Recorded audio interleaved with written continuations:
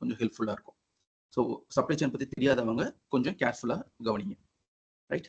So இந்த supply chain உடைய first மாடியூலை நம்ம கவர் பண்ண போகிறது என்னன்னு பார்த்தீங்கன்னா, சப்ளை செயின் என்னென்ன ஸ்டேஜஸ் இருக்கு, சப்ளை செயினோட அப்ஜெக்டிவ் என்னவா இருக்குது, சப்ளை செயினோட டிசிஷன்ஸ் வந்து எந்த விதத்திலிருந்து பாதிக்குது, அதே மாதிரி இதில் இருக்க ப்ராசஸ் வியூஸ் என்ன, இந்த சப்ளை செயினோட ப்ராசஸ் வியூஸ் என்ன, இதெல்லாம் தான் நம்ம இந்த மாடியூல் வந்து நம்ம கற்றுக்க போகிற விஷயங்கள். ரைட்டா. ஸோ நான் வந்து கொஞ்சம் டீட்டெயிலாக நடத்துகிறேன். சில இடங்களில் சில எக்ஸாம்பிள் சொல்கிறேன், நம்ம வழக்கமாக கிளாஸில் டீல் பண்ணுற மாதிரி. அதை புரிஞ்சுக்கோங்க. நீங்களும் கொஞ்சம் திங்க் பண்ணி பாருங்கள், ப்ராக்டிக்கலாக எப்படி ஒர்க் அவுட் ஆகுதுங்கிற மாதிரி. ரைட்டா. சரி, ஃபர்ஸ்ட் சப்ளை செயின்னா என்ன? சப்ளை செயின்ங்கிறது நம்மளுக்கு தெரிஞ்ச வரைக்கும் ஒரு பொருளை ஒரு இடத்துல இருந்து இன்னொரு இடத்துக்கு கொண்டு போய் கொடுக்கறது நம்மளை பொறுத்த வரைக்கும் ஒரு சப்ளை செயின் நம்ம சொல்கிறோம். ரைட்டா.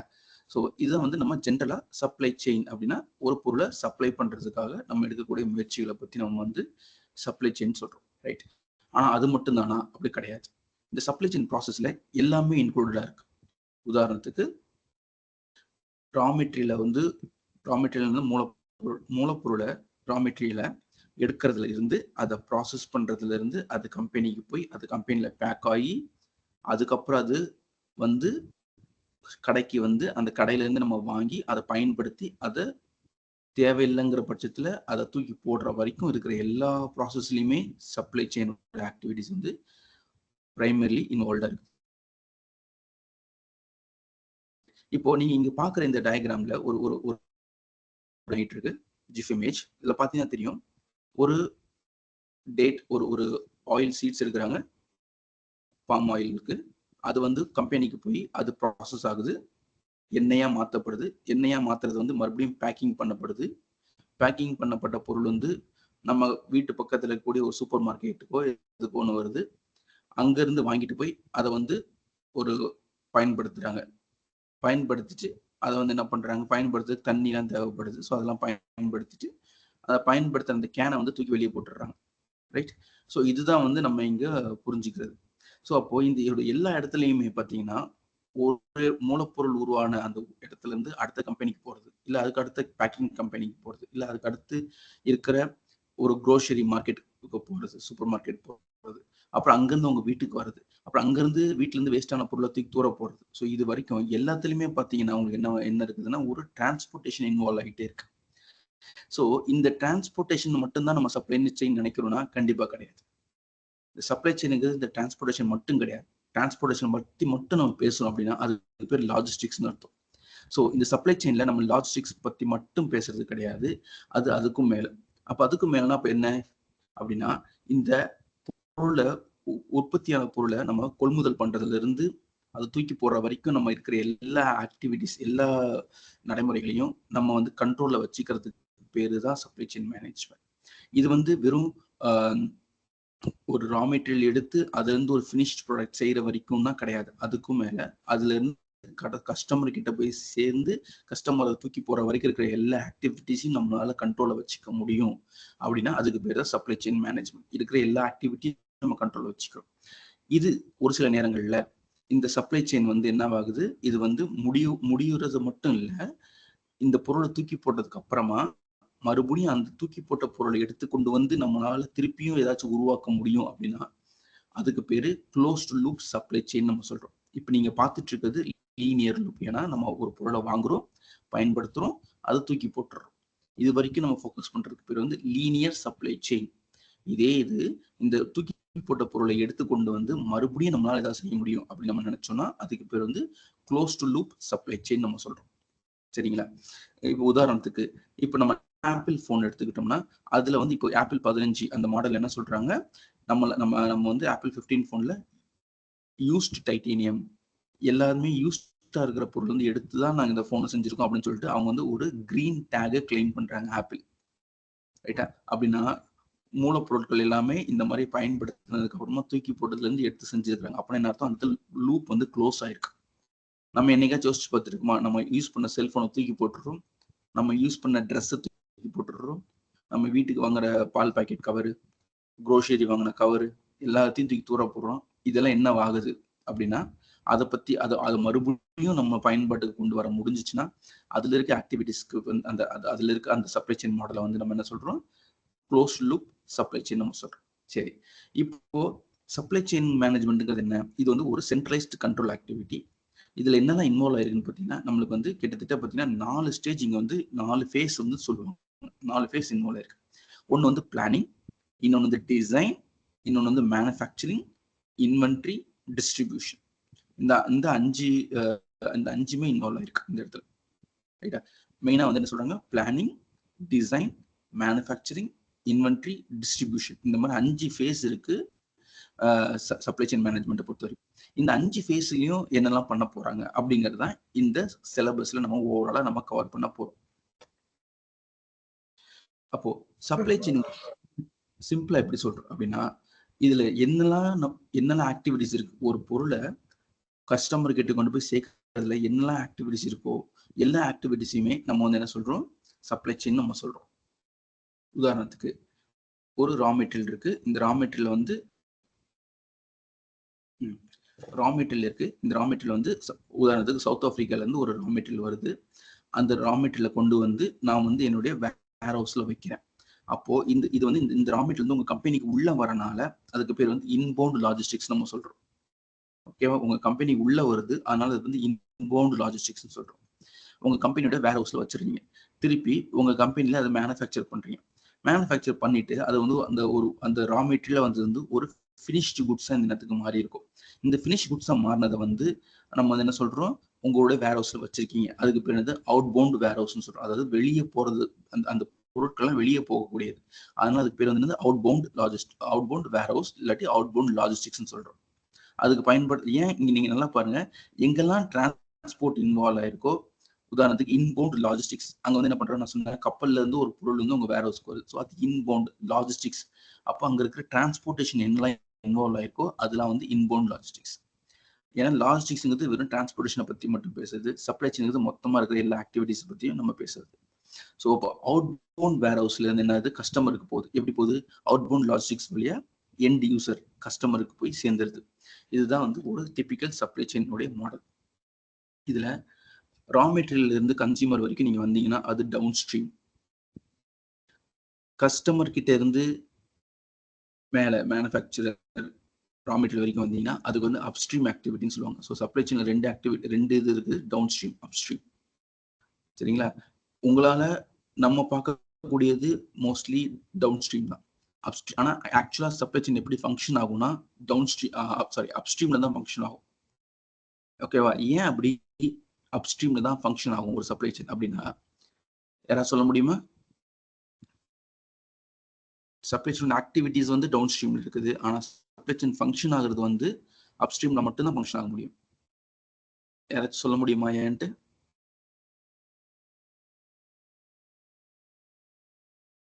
Any guess?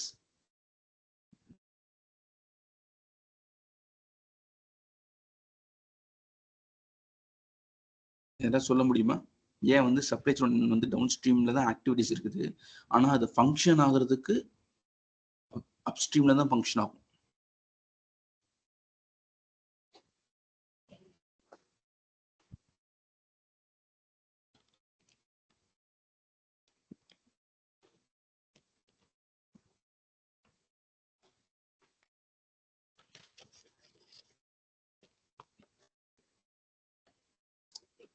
தெரியலையா?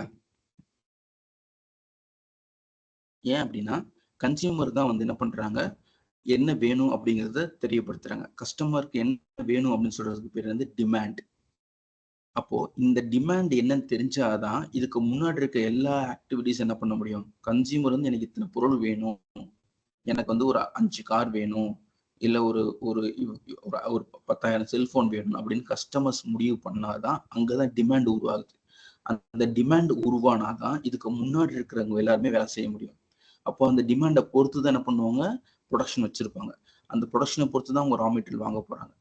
ஸோ அதனால தான் சப்ளை செயினோட ஆக்டிவிட்டிஸ் வந்து டவுன் ஸ்ட்ரீம்ல இருந்தாலும் அந்த ஆக்டிவிட்டிஸை ஸ்டிமுலேட் பண்றதுக்கு கஸ்டமர் கிட்ட இருந்து இந்த டிமாண்டுங்கிற ஒண்ணு நம்மளுக்கு வரணும். கஸ்டமர் கிட்ட டிமாண்ட் வரலன்னா நம்ம ப்ரொடியூஸ் பண்ண போறது கிடையாது. ஸோ எப்பெல்லாம் கஸ்டமர்ஸ் கிட்ட இருந்து டிமாண்ட் ஜாஸ்தியா இருக்கோ அப்போ ப்ரொடக்ஷன் ஜாஸ்தி பண்ணுவாங்க. எப்பெல்லாம் அந்த டிமாண்ட் குறையுதோ அப்போ ப்ரொடக்ஷன் ஆக்டிவிட்டியை வந்து கம்மி பண்ணிடுவாங்க. ஏன்னா நம்ம எல்லாருமே என்ன பண்றோம், இந்த கம்பெனிஸ் வச்சிருக்கவங்க எல்லாருமே சப்ளை பண்றோம். யாருக்கு? கஸ்டமருக்கு பண்றோம். கஸ்டமருடைய டிமாண்டுக்கு தான் நம்ம சப்ளை பண்றோம். ஸோ கஸ்டமரோட டிமாண்ட் தான் இங்க மார்க்கெட்டை முடிவு பண்றது. நம்மளோட சப்ளை செயின் ஆக்டிவிட்டீஸும் அதை நோக்கி தான் இருக்கும். அதனால தான் டிமாண்ட் வந்து கஸ்டமர் சைட்லேருந்து வந்தாதான் இந்த சப்ளை செயின் ஆக்டிவிட்டீஸ் எல்லாமே கரெக்டாக நடக்கும். அதனால தான் சொல்றேன், சப்ளை செயின் ஆக்டிவிட்டீஸ் வந்து டவுன் ஸ்ட்ரீமா இருந்தாலும் சப்ளை செயின் நடக்கிறதுக்கு முக்கியமான காரணம் டிமாண்ட். அது வந்து அப்ஸ்ட்ரீம்ல டிராவல் பண்ணி போகும். கரெக்டா? ரைட். So consumers. ஸோ இப்போ ரா மெட்டீரியல் வாங்குறதுல இருந்து உங்க கம்பெனியோட வேர் ஹவுஸ்க்கு வர வரைக்கும் இருக்கிற ஆக்டிவிட்டிஸ் என்ன சொல்றோம்? ப்ரொக்யூர்மெண்ட்னு வச்சிருக்கோம். உங்க கம்பெனில ஒரு ப்ரொக்யூர்மெண்ட் டீம் இருக்கும். நீங்க என்ன மேனுஃபேக்சர் பண்றீங்களோ அந்த ப்ராடக்டை மேனுஃபேக்சர் பண்றதுக்கு என்னென்ன பொருட்கள் தேவையோ அதை எல்லாமே அரேஞ்ச் பண்ணி கொடுக்கறது, ப்ரொக்யூர் பண்ணி வெளியிருந்து வாங்கி கொடுக்குற வேலையை பார்க்குறது டிபார்ட்மெண்ட்டுக்கு பேரு ப்ரொக்யூர்மெண்ட். இவங்க எதை பொறுத்து ப்ரொக்யூர் பண்ணுவாங்க அப்படின்னா, ஒரு மேனுஃபேக்சரிங் கம்பெனி என்ன ப்ரொடியூஸ் பண்ணுதோ அந்த ப்ராடக்ட்டுக்கு ஏற்ற அந்த ப்ராடக்ட்டை செய்யறதுக்கு என்னென்ன பொருட்கள் தேவையோ அதை வந்து வாங்கி கொடுப்பாங்க இந்த ப்ரொக்யூர்மெண்ட் டீம். இந்த மேனுஃபேக்சரிங் ப்ராசஸ் என்ன அப்படின்னா, நீங்க வந்து என்ன பொருள் தயாரிக்கிறீங்களோ அதுக்கு வந்து ஒரு பில் ஆஃப் மெட்டீரியல்னு ஒன்று இருக்கும். அந்த பில் ஆஃப் மெட்டீரியல் வச்சு தான் இவங்க வந்து பில் ஆஃப் மெட்டீரியல் பிளஸ் என்னைக்கு எவ்வளவு மேனுஃபேக்சர் பண்றோம் அதுக்கு பேர் என்ன சொல்லுவோம்? Master production schedule. இந்த மாஸ்டர் ப்ரொடக்ஷன் ஷெட்யூலை வச்சு தான் இந்த எம்ஆர்பி மெட்டீரியல் ரெக்யர்மெண்ட் பிளானிங் பண்ணுவாங்க. அந்த எம்ஆர்பியை வந்து will be based upon again bill of materials.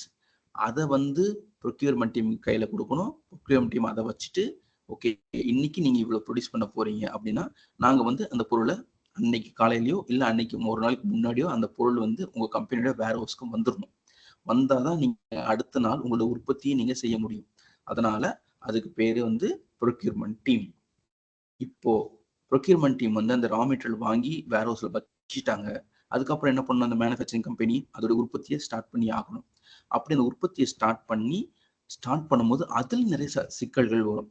உதாரணத்துக்கு 2 பேர் லீவ் போட்டிருப்பாங்க, முக்கியமான வர வேண்டிய. சில நேரம் ஒரு மிஷின் பழுதா இருக்கலாம், இல்ல கரண்ட் இல்லாம இருக்கலாம், இல்ல ஜென்ரேட்டர் வேலை செய்யாம இருக்கலாம், இல்ல ஏதோ ஒரு மிஷினிங் பண்றதுக்கு ஒரு டூல் வந்து அவைலபிள் இல்லாம இருக்கலாம், இல்ல ஒரு ரா மெட்டீரியல் ஷார்டேஜா இருக்கலாம், இல்ல இந்த மாதிரி ஏதோ ஒரு சில காரணங்களுக்காக அது தடைப்படும் போது அது தடைப்படாம அதை ஒழுங்கா மேனேஜ் பண்ணி, அதாவது இதுக்கு என்ன சொல்லணும்னா அதாவது பிளானிங் நல்லா இருக்கும். ஆப்ரேஷன்ஸ் வரும்போது போட்டு விட்டுருவாங்க. அதாவது ஆப்ரேஷன்ஸ்னா டெய்லி நடக்கக்கூடிய செயல்கள். இந்த இந்த இந்த டெய்லி அந்த உற்பத்தி பண்றதுக்கான செயல்களை வந்து நடக்கும் போது அதுல வர இதை மேனேஜ் பண்றதுக்கு பேர் ஆப்ரேஷன்ஸ் மேனேஜ்மெண்ட். கரெக்டா? அப்போ டெய்லி ஆப்ரேஷன்ஸ் மேனேஜ்மெண்ட்ல என்னெல்லாம் பிரச்சனை வருதோ அதை ஃபேஸ் பண்றதுக்கு பேர் வந்து ஆப்ரேஷன்ஸ் மேனேஜ்மெண்ட். இவங்க ப்ரொக்யூர்மெண்ட் டீமும் ஆப்ரேஷன்ஸ் மேனேஜ்மெண்ட் டீமும் எதை பொறுத்து வேலை செய்யறாங்க? கஸ்டமருக்காக வேலை செய்யறாங்க. கஸ்டமரோட டிமாண்டுக்காக வேலை செய்யறாங்க. ஸோ அப்போ manufacturing operations management it includes manufacturing, outbound warehouse, அதாவது உற்பத்தி பண்ண பொருட்களை எடுத்து வச்சிருக்கிற இடம், ஸ்டோர் பண்ணி வச்சிருக்க இடம், திருப்பி அந்த இடத்துல இருந்து கஸ்டமருக்கு அனுப்பப்படுகிற பொருட்கள், அதாவது அவுட்பவுண்ட் லாஜிஸ்டிக்ஸ். இது எல்லாத்தையும் சேர்த்து மேனேஜ் பண்றதுக்கு தான் வந்து ஆப்ரேஷன்ஸ் மேனேஜ்மெண்ட். அப்புறம் கஸ்டமர் கிட்ட போயிடும். கஸ்டமர் கிட்ட போனால் அதுக்கு பேர் வந்து கஸ்டமர் ரிலேஷன்ஷிப் மேனேஜ்மெண்ட்னு வரும். நம்ம அதை பத்தி அப்புறம் பார்ப்போம். ஸோ இதுதான் வந்து மேஜரா பார்த்தா ஒரு சப்ளை செயின்ல இருக்கக்கூடிய ஆக்டிவிட்டிஸ். ஹோப் இது உங்களுக்கு புரிஞ்சிருக்கும்னு நான் நம்புறேன். ஓகே. ஸோ இப்போ இந்த ரா மெட்டீரியல் சப்ளையர், இந்த மேனுஃபேக்சரர், அப்புறம் ஒரு டிஸ்ட்ரிபியூட்டர், அப்புறம் ஒரு ரீட்டைலர், அப்புறம் ஒரு கன்சியூமர், இவங்க எல்லாருமே சேர்ந்து இருக்கிற இடத்துக்கு பேர் தான், சேர்ந்து ஒரு பொருளை உற்பத்தி பண்ணி அந்த கஸ்டமர் கிட்ட போய் சேர்க்கிற வரைக்கும் இருக்கிற ஆக்டிவிட்டிஸ்க்கு பேர் என்ன சொல்றோம்? அந்த ஆக்டிவிட்டிஸ் கண்ட்ரோல் பண்றதுக்கு பேர் வந்து சப்ளை செயின் மேனேஜ்மெண்ட். இவங்க எல்லாருமே பாத்தீங்கன்னா ஒரு விதமான ஒரு லிங்க்ல கனெக்ட் ஆகியே இருப்பாங்க. எல்லாருமே ஒருத்தர் இல்லைன்னா ஒருத்தர் வேலை செய்ய முடியும். அப்படி லிங்கேஜ்ல இருக்குனால இவங்களுக்கு இது பேரு சப்ளை செயின் நெட்வொர்க். சரியா? ஓகே. அப்போ மறுபடியும் சப்ளை செயின் மேனேஜ்மெண்டோட டெஃபினிஷன் என்னன்னு பார்ப்போம். அதுக்கு முன்னாடி இந்த கேஸ் எக்ஸாம்பிள் நீங்க பார்த்துக்கலாம். சரியா? ஓகே. ஸோ இப்போ இங்க பாருங்க, உங்களுக்கு தெரியும் ஒரு சாதாரண என்ன சொல்றோம், ஒரு கார்ன் இல்லாட்டி ஒரு ஒரு ஒரு ஒரு வீட், ஒரு மைதா, இது உற்பத்தி பண்ற ஒரு ஃபார்ம் இருக்கு. அந்த உற்பத்தி பண்ண அந்த வீட்டை ஸ்டோரேஜ்ல கொண்டு வந்து வைக்கிறாங்க ஃபார்ம் ஹவுஸ்ல. அப்புறம் அங்க இருந்து என்ன பண்றாங்க, அதை எடுத்து கொண்டு போய் ஒரு ஃபுட் ப்ராசஸிங் இண்டஸ்ட்ரியில கொடுக்குறாங்க. அவங்க என்ன பண்றாங்க, அதை வந்து அந்த வீட்டை வந்து ஒரு ஒரு ஃப்ளோரா மாத்துறாங்க, அதை மாவாக்குறாங்க. அந்த மாவாக்குனதை கொண்டு வந்து ஒரு ஃபுட் மேனுஃபேக்சர் என்ன பண்றாரு, அதை வச்சு ஒரு ஒரு சாப்பாட்டை உருவாக்குறாரு. அப்புறம் அதை என்ன பண்றாங்க, அதை கொண்டு போய் ஒரு டிஸ்ட்ரிபியூட்டர்கிட்ட கொடுக்குறாங்க. அந்த டிஸ்ட்ரிபியூட்டர் என்ன பண்றாரு, அதை ஒரு ரீட்டைலர், அதாவது ஒரு ரெஸ்டாரண்ட்ல வந்து கொடுக்குறாரு.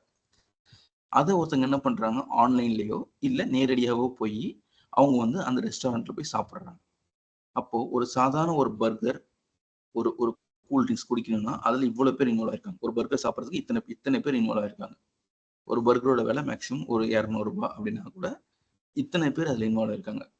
ஒரு ஃபார்மர், ஒரு ஸ்டோரேஜ், ஒரு ஃபுட் ப்ராசஸர், ஒரு ஃபுட் மேனுஃபேக்சரர், ஒரு டிஸ்ட்ரிபியூட்டர், ஒரு ரீட்டைலர், அப்புறம் ஒரு டெலிவரி. இப்போ கிட்டத்தட்ட 6ல இருந்து 7 பேர் வரைக்கும் ஒரு சாப்பாட்டை வந்து உங்க டேபிள்ல சேர்க்கறதுக்கு ஒரு ஃப்ரம் ஃபார்ம் டு டேபிள் இத்தனை பேர் வந்து வேலை செய்ய வேண்டியிருக்குது உங்களுக்கு. ஸோ அப்போ என்ன ஆகுதுங்க, இங்க எல்லாருமே ஒருத்தருக்கு ஒருத்தர் பேசிக்காம வச்சுக்காம வேலை செய்யவே முடியாது. ஒருத்தருக்கு ஒருத்தர் இன்ஃபர்மேஷன் ஷேர் பண்ணாம வேலை செய்யவே முடியாது. அதனாலதான் என்ன சொல்றாங்க, இது வந்து இந்த எல்லாரையுமே ஒரு கண்ட்ரோல்ல வைக்கணும். அதுக்கு உதவியா இருக்கிறது சப்ளை செயின் மேனேஜ்மெண்ட். ஸோ இந்த சப்ளை செயின் மேனேஜ்மெண்ட்டை பத்தி பாத்தீங்கன்னா இது வந்து ஒரு டைனமிக். ஏன் டைனமிக் நம்ம சொல்றோம் அப்படின்னா, இப்போ ஒரு நாளைக்கு எவ்வளவு ஒரு ஒரு ஹோட்டலுக்கு எத்தனை கஸ்டமர் வருவாங்க நம்மளால சொல்ல முடியுமா? கண்டிப்பா சொல்ல முடியாது. அப்படின்னா அந்த கஸ்டமருக்கு ஒரு கஸ்டமர் எவ்வளவு சாப்பாடு சாப்பிடுவாங்க, எவ்வளவு ஃபுட் ஆர்டர் பண்ணுவாங்க உங்களுக்கு தெரியுமா? தெரியாது.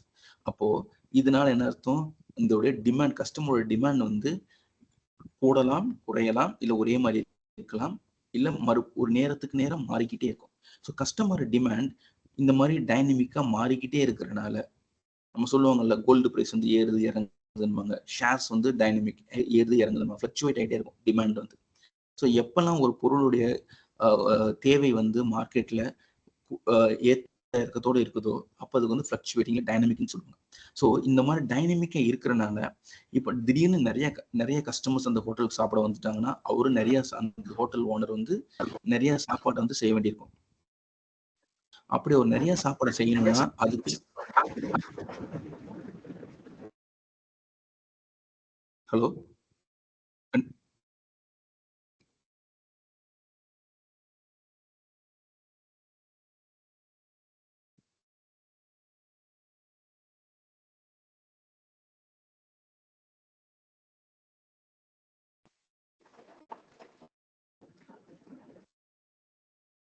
ஓகே. ஸோ அப்போ அந்த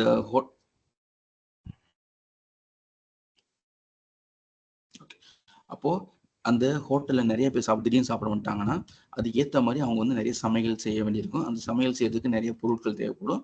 அதை அந்த பொருட்களை ஒரு ஒரு டிஸ்ட்ரிபியூட்டர் கிட்ட இருந்து வாங்க வேண்டியிருக்கும். அந்த டிஸ்ட்ரிபியூட்டர் ஃபுட் மேனுஃபேக்சர் இருந்து வாங்க வேண்டியிருக்கும். அந்த ஃபுட் மேனுஃபேக்சர் அதை ஒரு ஃபுட் ப்ராசஸர் கிட்ட இருந்து வாங்க வேண்டியிருக்கும். அந்த ஃபுட் ப்ராசஸர் அது ஒரு ஃபார்மர் கிட்ட இருந்து வாங்க வேண்டியிருக்கும். ஸோ ஒரு ஒரு சின்ன ஒரு வேரியேஷன் இருந்தா கூட அந்த டிமாண்ட்ல இருந்து ஜாஸ்தியானாலும் சரி கம்மியானாலும் சரி ஜாஸ்தியான உற்பத்தியை வந்து அவங்க ஜாஸ்திப்படுத்துவாங்க, கம்மியான உற்பத்தியை கம்மிப்படுத்தணும். ஆனா இது அதனால இது வந்து ஒரு டைனமிக்னு சொல்றாங்க. ஆனா இதெல்லாம் நடக்கணும் அப்படின்னா நம்மளுக்கு 3 விதமான ஃப்ளோஸ் வந்து தேவைப்படும். நல்லா கவனிங்க, 3 விதமான ஃப்ளோஸ் வந்து நம்மளுக்கு தேவைப்படும். அதுல ஒண்ணு பாத்தீங்கன்னா இன்ஃபர்மேஷன் ஃப்ளோ, இதுதான் மெயின். அந்த இன்ஃபர்மேஷன் கஸ்டமர் கிட்ட இருந்து வர உற்பத்தி என்ன, டிமாண்ட் என்னங்கிறத அந்த ரீட்டைலர் ரீட்டைலர் தெரிஞ்சுக்கணும். அந்த ரீட்டைலர் தெரிஞ்சுக்கிற அந்த அந்த டிஸ்ட்ரிபியூட்டர் சொல்லணும், டிஸ்ட்ரிபியூட்டர் ஃபுட் மேனுஃபேக்சரர் சொல்லணும், மேனுஃபேக்சரர் ரா மெட்டீரியல் சப்ளையர் கிட்ட சொல்லணும். ஸோ எல்லாரும் ஒருத்தருக்கு ஒருத்தர் பேசிக்கிட்டா மட்டும்தான், அந்த இன்ஃபர்மேஷன் ஒழுங்கா டிரான்ஸ்ஃபர் ஆனால் மட்டும்தான் உற்பத்தி வந்து செய்ய முடியும். அதனால மெயினா அந்த இன்ஃபர்மேஷன் ஆன் டிமாண்ட் வந்து கண்டிப்பா ஷேர் செய்யப்படணும். அந்த இன்ஃபர்மேஷன் வந்து ஒருத்தருக்கு ஒருத்தர் பரிமாறிக்கணும். 2வது ப்ராடக்ட்ஸ், மேல இருந்து கீழே, அதாவது இந்த கேஸ்ல பொறுத்த வரைக்கும் ஃபார்மர் வந்து raw material supplier, raw material supplier இருந்து மேனுஃபேக்சர், மேனுஃபேக்சர் இருந்து டிஸ்ட்ரிபியூட்டர், டிஸ்ட்ரிபியூட்டர் இருந்து ரீட்டைலர், ரீட்டைலர் இருந்து கஸ்டமர். இவங்களுக்குள்ள அந்த பொருள் வந்து ஒரு ப்ராடக்ட் தானே வாங்குறாங்க, கஸ்டமர் வந்து ஒரு ப்ராடக்ட் தான் வாங்குறாங்க. அது வந்து அதுவும் மூவ்மெண்ட்ல இருந்துகிட்டே இருக்கணும். ஜாஸ்தி தேவைப்படும், ஜாஸ்தியான மூவ்மெண்ட் இருக்கணும், கம்மியான மூவ்மெண்ட் நடக்கும். இதெல்லாம் நடக்கணும்னா காசு தேவை, ஃபண்ட்ஸ் தேவை. அது வந்து எப்படி போகும், கஸ்டமர் வந்து ரீட்டைலருக்கு பே பண்ணுவாரு, ரீட்டைலர் வந்து டிஸ்ட்ரிபியூட்டருக்கு பே பண்ணுவாரு, டிஸ்ட்ரிபியூட்டர் வந்து மேனுஃபேக்சருக்கு பே பண்ணுவாரு, மேனுஃபேக்சர் வந்து சப்ளையருக்கு பே பண்ணுவாரு, ரிவர்ஸ்ல. ரைட்டா? ஸோ இந்த மாதிரி தான் வந்து ஃப்ளோஸ் இருக்கும். இப்போ 3 ஃப்ளோ முக்கியம். ஒன்று இன்ஃபர்மேஷன், இன்னொன்று ப்ராடக்ட், இன்னொன்று வந்து ஃபண்ட்ஸ். இது வந்து டிஃப்ரெண்ட் லெவல்ஸ் நடக்கும். ஏன் டிஃப்ரெண்ட் லெவல்ஸ்ன்னு சொல்றேன்னா, மார்க்கெட் ஜாஸ்தியா இருக்கும் போது ஜாஸ்தியா நடக்கும், கம்மியா இருக்கும்போது கம்மியா நடக்கும். ஆனா இது நம்ம சொல்றது ஈஸி.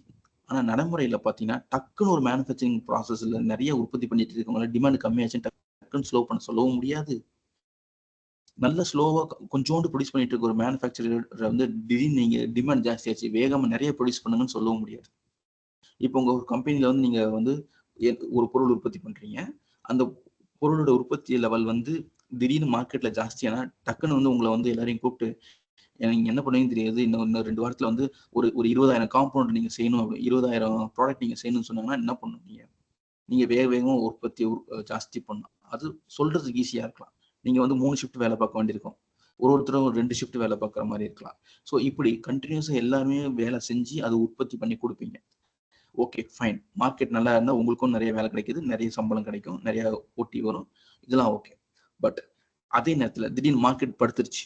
இந்த மாரி ஒரு ஒரு என்ன சொல்றாங்க, ஒரு கோவிட் மாரி ஒண்ணு வந்துருச்சு. மார்க்கெட்ல ஏதோ ஆயிருச்சு அப்படின்னா என்ன ஆகும்? உற்பத்திய நீங்க கம்மி பண்ணணும். அப்படி நீங்க உற்பத்திய கம்மி பண்ணும்போது, ஒரு ஆளுக்கு ஒரு ஷிஃப்ட்லயே வேலை இல்லாம இருக்கும். சும்மா வந்துட்டு போயிட்டு இருப்பாங்க. இல்ல கம்பெனி வந்து ஷட் டவுன் பண்ணலாம். லாக்டவுன் நடக்கலாம். ஸோ இதெல்லாம் கூட மார்க்கெட்டோட இத பாதிக்குது. எதனாலன்னா, கஸ்டமரோட டிமாண்ட் ஜாஸ்தியானாலும் பிரச்சனை, கம்மியானாலும் பிரச்சனை. ஸோ அதனால தான் இந்த டைனமிக்கா இருக்கிற மார்க்கெட்ல இத டக்குன்னு அந்த உற்பத்திய குறைக்கவும் முடியாது. டக்குன்னு அந்த உற்பத்திய ஜாஸ்தி பண்ணவும் முடியாது. இல்லையா? அது உங்களுக்கு நீங்களே எக்ஸ்பீரியன்ஸ் பண்ணியிருப்பீங்க. உங்க உங்க கம்பெனில நீங்க எக்ஸ்பீரியன்ஸ் பண்ணியிருக்கீங்க. ஸோ அப்ப என்ன ஆகும்னா, எல்லாருமே ஒரு நெட்வொர்க்ல கனெக்ட் ஆயிருந்தா மட்டும் தான் அதுக்கு பாசிபிள். அதனால தான் சப்ளை செயின் வந்து ஒரு நெட்வொர்க்ன்னு சொல்றோம். சப்ளை செயின் நெட்வொர்க்ன்னு சொல்லுவாங்க. இல்லன்னா சப்ளை செயின் வெப்ன்னு சொல்றோம். இல்ல சப்ளை வெப்ன்னு சொல்றோம் நம்ம. ரைட்டா? இதோட இன்னொரு பேர் வந்து சப்ளை செயின் நெட்வொர்க் இல்லாட்டி சப்ளை வெப்ன்னு சொல்றோம் நம்ம. ஓகே. இது உங்களுக்கு புரிஞ்சிருக்கும்னு நான் நம்புறேன். அப்போ ஒரு ஒரு சப்ளை செயினுடைய மெயின் கோல் என்னவா இருக்கு? அப்படின்னா, ஒரு நான் ஆல்ரெடி சொல்லியிருக்கேன். சப்ளை செயின்ல ஒருத்தருக்கு ஒருத்தர் பேசிக்காம, இன்ஃபர்மேஷன் ஷேர் பண்ணாம கண்டிப்பா நடக்க முடியாது. ஒரு ஒரு உற்பத்தி பண்ணணும்னா, நீங்க என்ன உற்பத்தி பண்ணணும்னு உங்களுக்கு தெரியணும். அதுக்கு வந்து தெரிஞ்சா தான் உங்களுடைய சப்ளையர் கிட்ட இருந்து நீங்க ரா மெட்டீரியல் வாங்க முடியும். இன்னொன்னு கஸ்டமர் என்ன வேணுங்கிறத ரீட்டெயிலர் புரிஞ்சுக்கணும். ரீட்டெயிலர் புரிஞ்சுக்கிட்டா தான் அத வந்து டிஸ்ட்ரிபியூட்டர்ட்ட சொல்லி, எனக்கு இவ்வளவு பொருள் தேவைப்படுது நீங்க அனுப்பிச்சு வைங்கன்னு சொல்ல முடியும். டிஸ்ட்ரிபியூட்டருக்கு ரீட்டெயிலர் கிட்ட இருந்து எவ்வளவு டிமாண்ட் வந்து தெரிஞ்சா தான், அத அவரு மேனுஃபேக்சரர் கிட்ட சொல்லி, எனக்கு இவ்வளவு பொருள் தேவைப்படுது நீங்க உற்பத்தி பண்ணி எனக்கு அனுப்பிச்சு வைங்கன்னு டிஸ்ட்ரிபியூட்டர் சொல்ல முடியும். அப்போ டிஸ்ட்ரிபியூட்டர் சொன்னத நம்பி தான் மேனுஃபேக்சர் வந்து டிமாண்ட் இவ்வளவு ஜாஸ்தியா இருக்கு, கம்மியா இருக்குன்னு முடிவு பண்ணி அவரோட உற்பத்தியை ஏத்துறதும், இறக்குறதும். அப்போ மேனுஃபேக்சரர் வந்து அவரோட உற்பத்தியை ஏத்துறதுக்கும், இறக்குறதுக்கும் அவருக்கு ரா மெட்டீரியல் தேவைப்படும். இல்ல ரா மெட்டீரியல் தேவைப்படாம இருக்கலாம். குறைக்கணுங்கிற பட்சத்துல. அப்போ அத முடிவு பண்றதுக்கு அவங்க என்ன பண்ணணும்? சப்ளையர் கிட்ட பேசி, எனக்கு இந்த டைம் இவ்வளவு குடுங்க. இப்ப டிமாண்ட் ஜாஸ்தியா இருக்கு. இப்ப சப்ளை கம்மி பண்ணுங்க. ஏன்னா என்னோட டிமாண்ட் மார்க்கெட்ல கம்மியாயிருச்சு. அப்படின்னு சொல்லி அவங்க ரா மெட்டீரியல் சப்ளையர் கிட்ட சொல்லி பேசுறதுக்கு ஈஸியா இருக்கும். அப்போ இதெல்லாம் நடக்கணும் அப்படின்னா, இவங்களுக்கு நடுவுல நல்ல ஒரு கோஆர்டினேஷன் இருக்கணும். இந்த கோஆர்டினேஷன் இருந்தா மட்டும் தான் இந்த சப்ளை செயினோட எஃபிஷியன்சி ஜாஸ்தியா இருக்கும். அப்ப இது யாரு சமாளிக்கணும் அப்படின்னா, இதுதான் வந்து ஒரு சப்ளை செயின் மேனேஜருடைய வேலை. அப்புறம் இந்த மாரி ஒரு கோஆர்டினேஷன்ல வேலை பார்த்தா மட்டும் தான் அவங்களால கம்மியான விலையில நல்ல தரமான ப்ராடக்ட்ட மார்க்கெட்ல கொண்டு வந்து சேர்க்க முடியும். அப்படி அவங்க தரமான ப்ராடக்ட்ட மார்க்கெட்ல கொண்டு வந்து சேர்க்கிறது மூலியமா, அந்த கம்பெனியோட சேல்ஸ் நல்லா இருக்கும். சேல்ஸ் நல்லா இருக்கும்போது, அந்த கம்பெனிக்கு ரெவென்யூ வருமானம் வந்து ஜாஸ்தியா இருக்கும். அப்படி வருமானம் ஜாஸ்தியாயி, சேல்ஸ் ஜாஸ்தியாயி, வருமானம் ஜாஸ்தியாகும்போது, அந்த கம்பெனி நல்ல கம்பெனியா நல்லா ரொம்ப நாளைக்கு இருக்கும். இதுதான் வந்து முக்கியம். இதெல்லாம் கண்ட்ரோல் பண்ணா மட்டும் தான், இவங்க மார்க்கெட்ல அவங்களுடைய எதிரிய வந்து ஃபேஸ் பண்ண முடியும். Like competitors. மார்க்கெட்ல இருக்க அவங்களுடைய காம்படிட்டர இந்த கம்பெனி ஃபேஸ் பண்ணும். அப்ப இது எல்லாத்துக்கும் யார் ஹெல்ப் பண்றா அப்படின்னா, நம்ம நினைச்சிட்டு இருக்கோம் கம்பெனியோட ஆப்பரேஷன்ஸ் பண்ணுது. ஆக்சுவலா கம்பெனியோட சப்ளை செயின் தான் இதோட முக்கிய காரணமா இருக்கு. ஸோ சப்ளை செயின் இருந்தா மட்டும் தான் கஸ்டமர நீங்க எளிதில போய் சேர முடியும். ஸோ சப்ளை செயின் மேனேஜ்மென்ட்ங்கிறது அதனால தான் பொருள் வாங்குறதுல இருந்து பொருள கஸ்டமர் கிட்ட கொண்டு போய் சேர்க்கிற மாரி இருக்கிற எல்லா ஆக்டிவிட்டீஸையும் கண்ட்ரோல்ல வச்சுக்கிற ஒரு டிவிஷன். மத்தபடி இதுக்கு நடுவுல இதுக்கு உள்ள தான் வந்து மேனுஃபேக்சரிங், இதுக்குள்ள தான் ப்ரொக்யூர்மென்ட், இதுக்குள்ள தான் கஸ்டமர்ஸ் எல்லாருமே இருக்கிறாங்க. கரெக்ட்டா? அப்போ இதுக்கெல்லாம் முக்கிய காரணமா நம்ம என்ன பண்ணணும்னா, ஒரே ஒரு கோல் என்னன்னா, இவங்க எல்லாத்துக்கும் நடுவுல இருக்கிற அதாவது கஸ்டமருக்கும், ரீட்டெயிலருக்கும் டிஸ்ட்ரிபியூட்டருக்கும், டிஸ்ட்ரிபியூட்டருக்கும் மேனுஃபேக்சரருக்கும் இருக்கிற அப்புறம் மேனுஃபேக்சரருக்கும், சப்ளையருக்கும் இருக்கிற எல்லாருடைய ஒத்துமையா இருக்குது. எல்லாருக்கும் நடுவுல ஒரு நல்ல ரிலேஷன்ஷிப் இருந்தா மட்டும் தான் கோஆர்டினேஷன் இருந்தா மட்டும் தான் இது வேலை செய்யும். சரி. இப்போ கன்சியூமர்னா யாருன்னு உங்களுக்கு தெரியுதா? கன்சியூமர்னா யாரு? ஒரு பொருள வாங்குறவங்க. சரி. நான் உங்களுக்கு இன்னொரு உதாரணமா சொல்றேன். இப்போ நம்மளுக்கு உங்க எல்லாருக்கும் ஒரு பிஸ்கெட் இருக்குன்னு தெரியும். பார்லேஜின்னு ஒரு பிஸ்கெட் இருக்கு இல்லையா? அதுதான் வந்து ரொம்ப சீப்பான பிஸ்கெட். ரூ. 3 ரூ. 2 கிடைச்சிச்சு. இப்போ எவ்வளோ தெரியல, இப்போ மேபி ரூ. 5 இருக்கலாம், ரைட்டா? இப்போ இல்லை பிரிட்டானியா மில்க் பிக்கிஸ்னு ஒரு பிஸ்கெட், காமன்னா எல்லாருமே வாங்கக்கூடிய பிஸ்கெட்ஸ். இப்போ இந்த பார்லேஜி பிஸ்கெட்டை வந்து ஒருத்தர் உற்பத்தி பண்றாங்க. அவருக்கு பேர் மேனுஃபேக்சரர். அவர் என்ன பண்றாரு, மொத்தமா ஓசூர்ல இருக்கிற எல்லாத்துக்கும் கொடுக்கணும் இந்த பார்லேஜி பிஸ்கெட். அப்போ ஓசூருங்கிறது கிருஷ்ணகிரி மாவட்டம் இல்லையா? அப்ப இந்த கிருஷ்ணகிரி டிஸ்ட்ரிக்ட்டுக்கு ஒரு டிஸ்ட்ரிபியூட்டர் ஒருத்தர் இருக்கிறார். அவர் என்ன பண்ணுவாரு, பார்லேஜி கம்பெனில இருந்து எல்லா பிஸ்கெட்டையும் வாங்கிட்டு வந்து அவர் வச்சுப்பாரு. அவருக்கு எல்லா பிஸ்கெட்லாம் உற்பத்தியார கொஞ்சம் பிஸ்கெட்ஸ் வந்து பார்லேஜி என்ன பண்ணும், ஓசூர்ல கிருஷ்ணகிரியில இருக்கிற டிஸ்ட்ரிபியூட்டருக்கு அனுப்பிச்சு வச்சிருது. அவர் என்ன பண்றாரு, ஓசூர்ல ரீட்டைலர்ஸ் இருப்பாங்க, அதாவது பெட்டி கடை, ஒரு சூப்பர் மார்க்கெட்டு, ஒரு வீட்டு பக்கத்துல இருக்கிற ஒரு மளிகை கடை, இவங்கெல்லாம் ரீட்டைலர்ஸ். இந்த ரீட்டைலர்ஸ் தான் என்ன பண்றாங்க, டைரக்டா கஸ்டமர் கிட்ட பொருளை கொண்டு போய் சேர்க்கிறாங்க. புரியுதா? ஸோ ரீட்டைலருங்கிறவங்க டிஸ்ட்ரிபியூட்டருக்கும் கஸ்டமருக்கும் நடுவில் இருக்கிறவங்க. டிஸ்ட்ரிபியூட்டருங்கிற ஒரு மேனுஃபேக்சரருக்கும் ரீட்டைலருக்கும் நடுவில் இருக்கிறவங்க, ரைட்டா? அப்புறம் இவங்க அப்புறம் ஆனா இது எல்லாத்துக்கும் முக்கியம் அந்த பொருள் உற்பத்தி பண்றது. உற்பத்தி யார் பண்றா? பார்லேஜிங்கிற ஒரு கம்பெனி பண்ணுது. இந்த பார்லேஜிங்கிற கம்பெனிக்கு பிஸ்கெட் தேவைக்கு ஒரு மூலப்பொருள் தேவை, ஒரு ஃப்ளோர் தேவை. அது யார் கொடுப்பா? அது ஃபார்மர்ஸ் கிட்ட இருந்து வீட்டை ப்ரொக்யூர் பண்ணி அதை வந்து மாவாக்கி அந்த மாவை கொண்டு வந்து பார்லேஜி கம்பெனியில் கொடுக்கணும். ஸோ இதுக்கு பேர் சப்ளையர். இவங்க பேர் சப்ளையர். இப்போ மாவை கொண்டு வந்து மாவை கொண்டு வந்து கொடுக்குற ஒரு சப்ளையர். இந்த மாவை ஆக்குறதுக்கு ஃபார்மர் தான் மெயினா வந்து அந்த வீட்டை வந்து உற்பத்தி பண்ணி விளைவிச்சு உற்பத்தி பண்ணி கொடுக்குறாரு. ஸோ அவர் வந்து டயர் 2 சப்ளையர். ஸோ சப்ளையர்ல யார் வந்து மேனுஃபேக்சருக்கு ரொம்ப க்ளோஸா இருக்காங்களோ அவங்க வந்து டயர் 1 சப்ளையர்னு சொல்லுவோம். அவங்களுக்கு சப்ளை பண்றவங்க வந்து டயர் 2, சப்ளை பண்றவங்களுக்கு பேர் வந்து டயர் 3.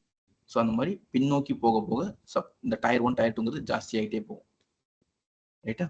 ஸோ நம்மளுக்கு மெயின் என்ன தெரிஞ்சுக்கணும், அப்போ ஒரு பொருள் வந்து ரீட்டைலர் கிட்ட இருந்து மட்டும்தான் கஸ்டமர் வாங்குறாங்கன்னா கிடையாது. சில டைம் கஸ்டமர்ஸ் நேராக டிஸ்ட்ரிபியூட்டர் கிட்ட இருந்தே வாங்கிடுவாங்க. சில டைம் கஸ்டமர்ஸ் டைரக்டா உற்பத்தி பண்ற மேனுஃபேக்சரர் கிட்ட இருந்தே வாங்கிடுவாங்க. அதுவும் நடக்கும். ஆனா எது நடந்தாலும் எல்லாருக்கும் நடுவில் ஒரு கோஆர்டினேஷன் இருக்கணும். ஏன் கோஆர்டினேஷன் இருக்கணும் அப்படின்னா, ஒரு உதாரணத்துக்கு சொல்லணும்னா, நீங்க வந்து இப்போ ரீசெண்டா இந்த ரிபப்ளிக் டே பரேட் மாதிரி பார்த்துருப்பீங்க. அதுல இந்த சோல்ஜர்ஸ் வந்து குரூப்பா நடந்து வருவாங்க. எல்லாரும் ஒரே மாதிரி கை அசைவு இருக்கும், ஒரே மாதிரி கால் அசைவு இருக்கும். எல்லாரும் ஒரே நேரத்தில் தலையை திருப்பி வந்திருக்கவங்களுக்கு ஒரு சல்யூட் மாதிரி பண்ணுவாங்க. அப்போ முன்னாடி அந்த கமாண்டர் என்ன சொல்றாரோ அதே மாதிரி எல்லாரும் ஃபாலோ பண்ணி ஒரு அழகான ஒரு கோஆர்டினேஷன், ஒரு சின்க்ரோனைசேஷனை வேலை செய்வாங்க. அப்படி செய்யும் போதுதான் அந்த பெரேடுங்கிறது பார்க்கறது அவ்வளவு அழகா இருக்கும். நம்ம நாட்டுடைய இராணுவத்துடைய பெருமையும் அதை நம்ம கருத்துரும். அதே மாதிரிதான் ஒரு சப்ளை செயின்ல டிமாண்ட் ஜாஸ்தி ஆகும் போதும் எல்லாரும் சேர்ந்து அந்த டிமாண்டை ஃபுல்ஃபில் பண்றதுக்கு, சப்ளை பண்றதுக்கு வேலை செய்யறாங்க. அப்போ ஒரு கோஆர்டினேஷன் இருக்கணும். அதே மாதிரி டிமாண்ட் மார்க்கெட்ல கம்மியாகும் போதும் அதுக்கேற்ற மாதிரி அவங்களோட ப்ரொடக்ஷனை குறைச்சிக்கிட்டு, உற்பத்தியை குறைச்சிக்கிட்டு அவங்க அதுக்கேற்ற மாதிரி நடந்துக்கிறாங்க. ஸோ மார்க்கெட்ல கஸ்டமரை சாட்டிஸ்ஃபை பண்றதுக்கு என்னெல்லாம் பண்ணணுமோ, டிமாண்ட் எப்படிலாம் சப்ளை பண்ணணுமோ டிமாண்டுக்கு ஏற்ற மாதிரி, அதுக்கேற்ற மாதிரி டிமாண்ட் மாற மாற இவங்களோட சப்ளையும் ஏறி இறங்கணும் இல்லையா? ஏறினா ஏறணும், குறைக்கணும்னா குறைக்கணும். இது இந்த மாதிரி நல்ல இது வந்து எப்போ பாசிபிள்னா, இந்த சப்ளை செயின்ல இருக்கிற எல்லாருமே ஒன்னா கோஆர்டினேஷனா வேலை செஞ்சா மட்டும்தான் வேலை செய்ய முடியும். அது ஒரு தமிழ்ல ஒரு பழமொழி சொல்லுவாங்கல்ல, ஊரு கூடி தேர் இழுக்கிறது. அந்த மாதிரி கஸ்டமரை சாட்டிஸ்ஃபை பண்றதுக்கு, கஸ்டமருடைய ஆர்டர்ஸை டிமாண்டை ஃபுல்ஃபில் பண்றதுக்கு எல்லாருமே சேர்ந்து ஒன்னா சேர்ந்து வேலை செஞ்சா மட்டும்தான் சப்ளை செயின் வந்து சக்சஸ்ஃபுல்லா இருக்கும். அப்போ சப்ளை செயினோட அப்ஜெக்டிவ்ஸ் என்ன அப்படின்னா, சப்ளை செயினோட அப்ஜெக்டிவ்ஸ் வந்து என்ன சொல்றாங்க அப்படின்னா, சப்ளை செயினோட அப்ஜெக்டிவ்ஸ் வந்து இதான் ஒரு ஃபார்முலா. நம்ம என்ன பண்ணணும் எப்பயுமே அப்படின்னா, சப்ளை செயினோட சர்ப்ளஸை வந்து ஜாஸ்தியா வச்சுக்கணும், ரைட்? சப்ளை செயின் சர்ப்ளஸ் அப்படின்னா என்னன்னா, சப்ளை செயின்னால நம்மளுக்கு கிடைக்கக்கூடிய லாபம், வேல்யூ ஜென்ரேட்டட், இதை ஜாஸ்தியா வச்சுக்கணும்.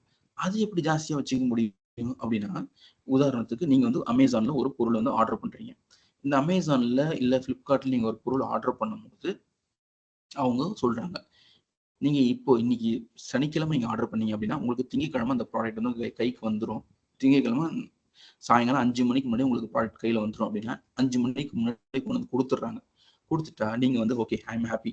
ஆமாப்பா, இந்த அமேசான்லயோ ஃப்ளிப்கார்ட்லயோ பொருள் வாங்கும்போது அவங்க சொன்ன நேரத்துக்கு டெலிவரி பண்ணிடுறாங்க, எனக்கு தேவையான பொருட்கள் என் கையில கிடைச்சிருச்சு அப்படி நீங்க நம்புறீங்கல்ல, அது வந்து கஸ்டமர் வேல்யூ. ஆனா இந்த மாதிரி அவர் வேகமா கொண்டு வந்து உங்ககிட்ட பொருளை கொடுக்கறதுக்கு அவர் ஒரு முயற்சி பண்ணும் போது அந்த முயற்சிக்கு அவருக்கு கொஞ்சம் காசு செலவு பண்றாரு. அதுதான் சப்ளை செயின் காஸ்ட். ஒரு பொருளை உங்ககிட்ட கொண்டு வந்து சேர்க்கறதுக்கு அவங்க நிறைய கஷ்டப்பட வேண்டியிருக்கிறதுக்கு பின்னாடி அதுக்கு ஒரு விலை வச்சிருக்கிறாங்க, அதுக்கு பேர் சப்ளை செயின் காஸ்ட். அப்போ சப்ளை செயின் ப்ராஃபிட் எப்போ ஜாஸ்தியா இருக்கும், அதாவது சப்ளை செயின் சர்ப்ளஸ் நம்ம சொல்றோம். சப்ளை செயின் ப்ராஃபிட் நம்ம என்ன சொல்றோம், சப்ளை செயின் சர்ப்ளஸ் சொல்றோம். இந்த சப்ளை செயின் சர்ப்ளஸ் எப்போ ஜாஸ்தியா இருக்கும் அப்படின்னா, கஸ்டமரும் சாட்டிஸ்ஃபை ஆயிருக்கணும், ஆனா அதே நேரத்தில் அது கொஞ்சம் நீங்க காசு செலவு பண்ணிருக்கீங்கல்ல சப்ளை செயின் காஸ்ட்னு, அது கம்மியா இருக்கணும். எப்போ வந்து நீங்க ஒரு பொருளை உற்பத்தி பண்ணதுல இடத்துல இருந்து இல்ல உற்பத்தி பண்ண வச்சு அது வந்து கஸ்டமர்கிட்ட கொண்டு வந்து சேர்க்கிற காசு கம்மியா இருக்குதோ அப்போ உங்களுக்கு லாபம் ஜாஸ்தியா இருக்குன்னு அர்த்தம். ஒரு கம்மியான விலையில ஒரு பொருளை கொண்டு வந்து ஒரு கஸ்டமர்கிட்ட கொடுக்கும் போது கஸ்டமர் ஹாப்பியா ஃபீல் பண்றாரு அப்படின்னா, அப்போ அவர் மறுபடியும் இந்த பொருளை வாங்குவாரு, அதனால உங்க லாபம் வந்து ஜாஸ்தியாகும். ஆனா நீங்க அந்த கொண்டு போய் கொடுக்குற செலவை கம்மியா வச்சுக்கிட்டீங்கன்னா அது வந்து உங்களுடைய supply chain cost, supply chain ப்ராஃபிட்டை வந்து ஜாஸ்தி பண்ணி கொடுக்கும். உங்களோட ப்ராஃபிட் ஜாஸ்தியா இருக்கணும் என்ன பண்ணணும், நீங்க செலவு கம்மியா பண்ணி அதிகமான லாபம் பார்க்கணும். அதுதான் நான் சொல்ல வரேன். ஆனா இதெல்லாம் பண்ணணும் அப்படின்னா நம்ம வந்து நிறைய ஆக்டிவிட்டிஸ் பண்ணணும். உதாரணத்துக்கு சப்ளை செயினோட அசெட்ஸ் என்னெல்லாம் இருக்கு, அது எப்படி மேனுஃபேக்சர் பண்றோம், அது எப்படி மெயின்டைன் பண்றோம். அசெட்ஸ் நீங்க நான் சொல்றது வந்து சப்ளை செயின் அசெட்ஸ் நம்ம சொல்றது அந்த பொருள் உற்பத்தி பண்றதுக்கு தேவையான பொருட்கள், அப்புறம் உற்பத்தி பண்ண பொருள் ரெண்டுமே அசெட் தான். அப்புறம் இன்ஃபர்மேஷன், அதாவது ப்ராடக்ட்ஸ் நம்ம சொல்றோம், என்ன ப்ராடக்ட் உற்பத்தி பண்றாங்களோ அது. இன்ஃபர்மேஷன், ஃபண்ட் ஃப்ளோ, நம்ம ஆல்ரெடி சொன்ன மாதிரி என்ன டிமாண்டுங்கிற அந்த இன்ஃபர்மேஷனை தேவையில்லைங்கிறத சொல்லிக்கிட்டே இருக்கணும், எல்லாருக்கிட்டையும் அதை சொல்லணும். அப்புறமா காசு, கஸ்டமர் கிட்ட இருந்து வாங்குற காசு பின்னாடி டிராவல் பண்ணணும். கஸ்டமர் கிட்ட இருந்து ரீட்டைல் காசு வாங்கிப்பாரு, ரீட்டைலர் கிட்ட இருந்து டிஸ்ட்ரிபியூட்டர் காசு வாங்கிப்பாரு, டிஸ்ட்ரிபியூட்டர் இருந்து மேனுஃபேக்சர் காசு வாங்கிப்பாரு, மேனுஃபேக்சர் வாங்கின காசு சப்ளைட்ட கொடுத்தாதான் மூலப்பொருள் அவருக்கு கிடைக்கும்.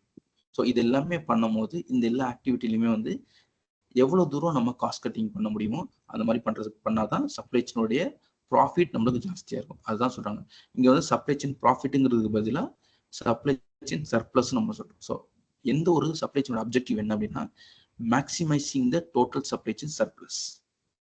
ஓகேவா, உங்களுக்கு புரியுதா?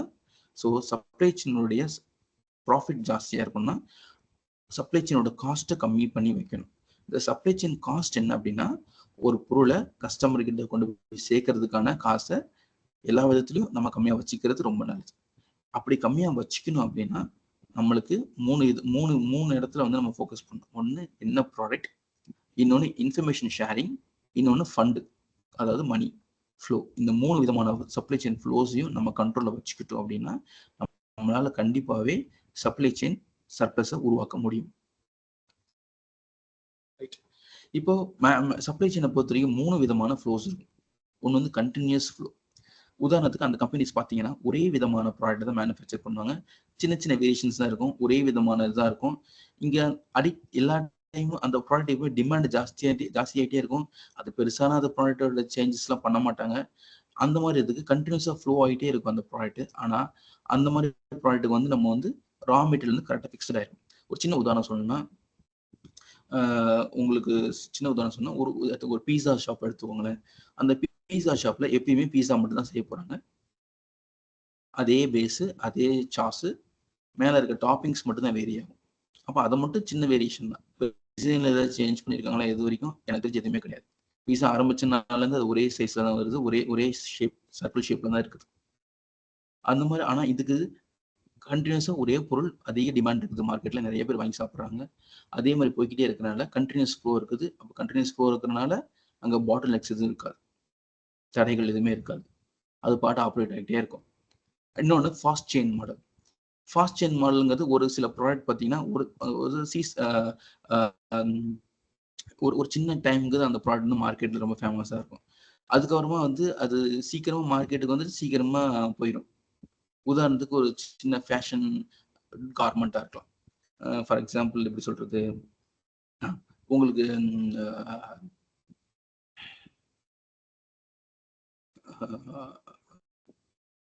ஒரு கொஞ்ச நாளைக்கு முன்னாடி ஒரு ஃபிட்ஜெட்னு ஒரு ஒரு ஒரு ஒரு இது இருந்துச்சு, கையில வச்சு எல்லாம் சுத்திக்கிட்டே இருந்தாங்க. ஏன் வாங்கினாங்க, எதுக்கு வாங்கன்னு யாருக்குமே தெரியாது. ஆனா கையில வச்சு சுத்திட்டே இருந்தாங்க ஃபிட்ஜெட்னு ஒண்ணு. அது வந்து ஒரு ஃபேஷன் தான் எல்லாம் சுத்திட்டு இருந்தாங்க. ஸோ அது ஒரு டைம்.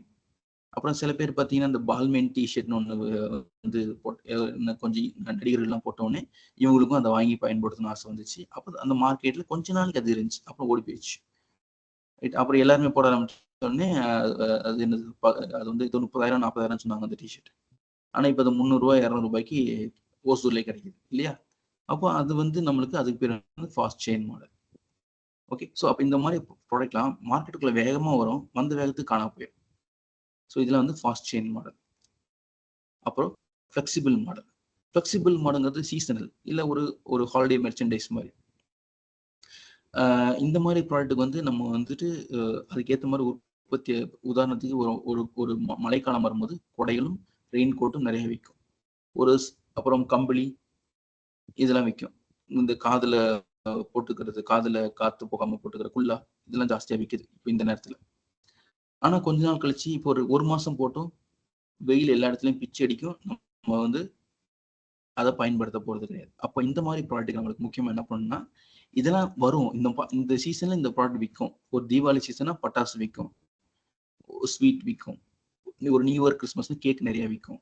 இந்த மாரி நம்மளுக்கு தெரிஞ்சுக்கிட்டு, அதுக்கேத்த மாரி நம்ம வந்து ரா மெட்டீரியல வாங்கி உற்பத்தி பண்ணி, அத வந்து கஸ்டமருக்கு கொண்டு போய் சீக்கிரமா சேர்க்கறது மூலியமா, டைம்லி அந்த போய் சேர்க்கறது மூலியமா, இந்த இதெல்லாம் மாறிக்கிட்டே இருக்கும். ஸோ அப்ப நீங்க பார்த்தீங்கன்னா 3 விதமான எக்ஸாம்பிள்ஸ் பார்த்தோம்.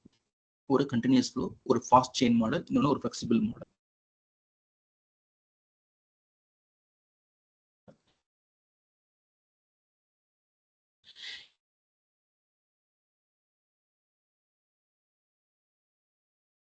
இந்த மாரி இருக்கிற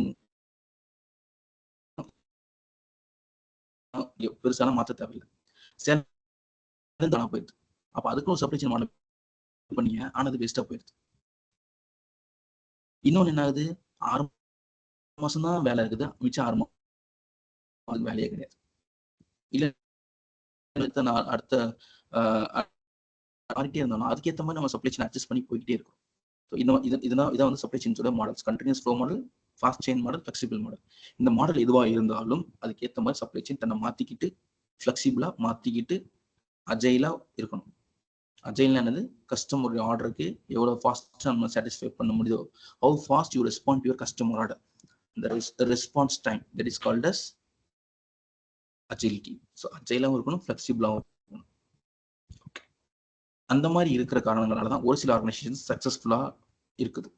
உதாரணத்துக்கு பார்த்தீங்கன்னா, வால்மார்ட்னு ஒரு கம்பெனி 1962ல ஒரே ஒரு கடை தான் ஆரம்பிச்சாங்க. ஆனா இன்னைக்கு அது யுஎஸ்ஏ மட்டும் இல்லாம ஒரு சில நாடுகள்லயும் அவங்களுடைய தடத்தை பதிச்சிருக்காங்க. ஸோ இது வந்து வால்மார்ட்டோட growth. அதான் 1980ல வெறும் $1 பில்லியன் சம்பாதிச்சிட்டு இருந்தாங்க. ஆனா இன்னைக்கு இன்னைக்குங்கிறது நான் ஒரு 3 வருஷத்துக்கு முன்னாடி இருக்க டேட்டா சொல்றேன். குறைஞ்சபட்சம் 572 கோடி $500 பில்லியன் சம்பாதிக்கிறாங்க. அதே மாதிரிதான்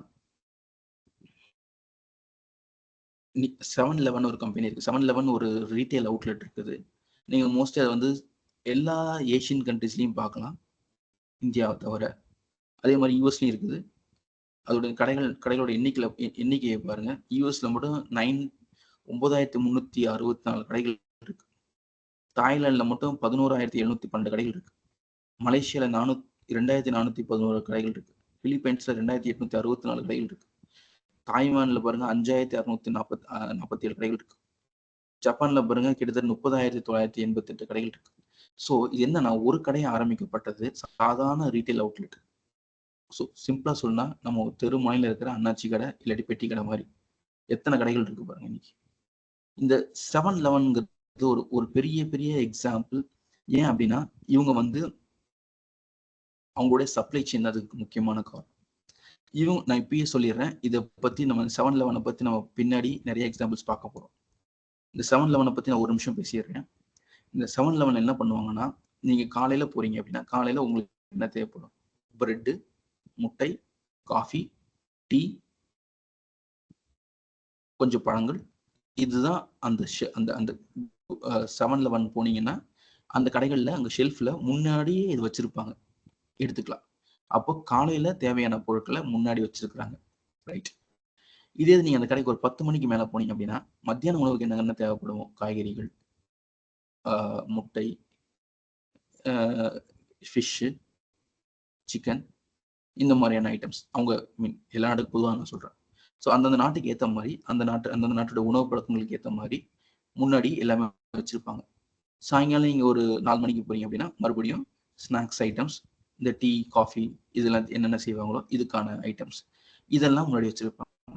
அப்புறம் சாயங்காலம் போனீங்கன்னா, சாயங்காலம் உணவுக்கு, நைட் உணவுக்கு என்னென்ன தேவையோ இந்த மாரி முன்னாடி அடுக்கி வச்சிருப்பாங்க. எதுக்குன்னா, முன்னாடியே இருக்கும்போது கஸ்டமர்ஸ் ஈஸியா போய் இத எடுத்துக்கலாம். மருந்து, மாத்திரை வேணுமோ அதுவும் வச்சிருப்பாங்க. ஸோ என்னெல்லாம் தேவைப்படுமோ ஒரு வீட்டுக்கு சாதாரணமா, இல்ல சாயங்காலம் நீங்க வேலை முடிச்சு போறீங்க. எனக்கு கொஞ்சம் காய்கறியும், கொஞ்சம் இரவு உணவு சமைக்கிறதுக்கு என்னெல்லாம் வேணுமோ அத வாங்கிட்டு போறீங்க அப்படின்னா, அதுவும் முன்னாடியே வச்சிருப்பாங்க. ஸோ அப்ப இதோட அர்த்தம் என்னன்னா, எப்படி வந்து 2 மணி நேரம், 3 மணி நேரத்துக்கு ஒரு டைம் அவங்களுடைய ஷெல்ஃப் அவங்க ரீஅரேஞ்ச் பண்றாங்க. கஸ்டமர்ஸ் ஈஸியா வந்து பிக் பண்ணிட்டு போறதுக்கு. இது ஒரு இன்ட்ரஸ்டிங் கேஸ் ஸ்டடி. இத நம்ம எல்லாம் தெரிஞ்சுக்க வேண்டியது. அதே மாரி அப்படி பண்ணணும்னா, பண்றது ஈஸி. ஒரு ஸ்டோர்ல நீங்க பண்ணிரலாம். ஆனா எல்லா ஸ்டோர்லயும் எப்படி பண்றீங்க? இத்தனாயிரம் ஸ்டோர் இருக்கு. இத்தனை லட்சம் ஸ்டோர் இருக்கு. இத்தனை லட்சம் ஸ்டோர்ல எப்படி பண்றாங்க? ரொம்ப ரொம்ப ஆச்சரியம். அப்போ அவங்களுடைய சப்ளை செயின் அந்த அளவுக்கு ஸ்ட்ராங்கா இருக்கு. எல்லா நேரத்திலயும் அந்த பொருட்கள் அங்க அவைலபிலிட்டியாவும் பார்த்துக்கிறாங்க. இல்லையா? ஸோ அதுதான் வந்து இந்த 7-Elevenோட சப்ளை செயினுக்கு பின்னாடி இருக்கிற ரகசியம். அதுதான் வந்து 7-Eleven இத்தனை நாடுகள்ல சக்சஸ்ஃபுல்லா இருக்கிறதுக்கு வாய்ப்பு தருது. அப்ப அதோட ஸ்ட்ராட்டஜி என்ன? வெறும் 1 பில்லியன் என்ல 1974ல ஆரம்பிச்ச கம்பெனி 8,772 கோடி லாபம் மட்டுமே சம்பாதிச்சிருக்காங்க. டெல் லேப்டாப்னு ஒரு கேள்விப்பட்டிருப்பீங்க. ஓகே. இந்த டெல் லேப்டாப் வந்து பாத்தீங்கன்னா, ஒரு டைம்ல என்ன பண்றாங்க அப்படின்னா, அவங்க கிட்ட ரீட்டைல் ஸ்டோரே கிடையாது. எனக்கு தெரிஞ்சு 2010 வரைக்குமே கூட அவங்க கிட்ட வந்து ரீட்டைல் ஸ்டோரே கிடையாது. ரீட்டைல் ஸ்டோர்னா என்னது? இப்போ ஷோரூம்ஸ். டெல் ஷோரூம் நீங்க எங்கேயுமே பார்க்க முடியாது 2010 வரைக்குமே. நீங்க ஆன்லைன்ல ஆர்டர் பண்ணணும். ஒருத்தர் வந்து உங்ககிட்ட பேசுவாரு. ஓகே, நீங்க உங்களோட தேவைகள் என்னன்னு தெரிஞ்சுப்பாரு. அவரு கொஞ்சம் சஜஷன், ஒரு எக்ஸ்பர்ட் மாதிரி ஒருத்தர் வந்து உங்ககிட்ட பேசுவாரு. ஓகே, உங்களுடைய தேவைகள் என்ன? அதுக்கு நீங்க எப்படிலாம் உங்களுடைய உங்களுடைய கான்ஃபிகரேஷன், அதாவது என்னெல்லாம் அதுல இருக்குன்னு ஆசைப்படுறீங்க? எத்தனை ஜிபி ரேமு, எவ்வளோ ஸ்க்ரீன் சைஸ், இந்த மாதிரி அவரெல்லாம் கேட்டு தெரிஞ்சுக்கிட்டு அவரு உங்களுக்கு சஜஸ்ட் பண்ணுவாரு. ப்ளஸ் நீங்களும் சொல்லலாம். அவரு அதுக்கேத்த மாதிரி உங்களோட விலைக்கு ஏத்த மாதிரி அவங்ககிட்ட ஒரு லேப்டாப்பை சொல்லுவாரு. அரேஞ்ச் பண்ணி தருவாரு. அதுக்கேத்த நீங்க உங்க ஆர்டர் வந்ததுக்கு அப்புறமா அவங்க அதை அசம்பிள் பண்ணி அதை வந்து உங்ககிட்ட வந்து ஷிப் பண்ணி வைப்பாங்க. உங்ககிட்ட வந்து சேரும் அந்த பொருள் காசு கட்டினதுக்கு அப்புறமா. இதுதான் ஆப்ரேட் பண்ணிட்டு இருந்தாங்க. பட் ஒரு டைமுக்கு அப்புறம் என்ன பண்றாங்க? ஓகே, நம்ம இப்படி இருந்தோம்னா நம்மளால நிறைய கஸ்டமர் பிடிக்க முடியல. அதனால நம்ம என்ன பண்ணணும்? ரீட்டைல் ஷோரூம்ஸ் ஓப்பன் பண்ணணும்னு சொல்லிட்டு 2010க்கு அப்புறமா முடிவு பண்ணி 2011-12ல பார்த்தீங்கன்னா ரீட்டைல் ஷோரூம்ஸ் ஓப்பன் பண்ணப்படுது. அதுக்கப்புறமா உங்களுக்கு சேல்ஸ் பயங்கரமா ஜாஸ்தி ஆயிடுச்சு. ஸோ அதனால கிட்டத்தட்ட 2006ல வந்து வெறும் $56 பில்லியன் தான் இருந்தது. ஆனா இன்னைக்கு 2022ல நான் ஒரு 3 வருஷத்துக்கு முன்னாடி இதை எடுக்கும்போது 102 பில்லியன் யூஎஸ் டாலர்ஸ் வந்து சம்பாதிச்சிருந்தாங்க. ஸோ அவங்களுடைய சப்ளை செயின் எப்படி மாறி இருக்கு பாருங்க. கஸ்டமைஸ்டு ஆர்டரா இருந்துட்டு ஸ்டாக் அவுட் ஆர்டர் மாதிரி, ஐ மீன் ஸ்டாக் வச்சிருக்காங்க, அதுல நம்ம எடுத்துக்கிற மாதிரி ஸ்டாக் டு பில்டுங்கிற மாதிரி மாத்தி இருக்கிறாங்க. இது நம்மளுக்கு எல்லாம் தெரிஞ்ச ஃபேவரட் பிராண்ட் அமுல். நீங்க இந்தியால எந்த பிராண்ட் எடுத்துக்கலாம். அமுல், ஹட்சன்,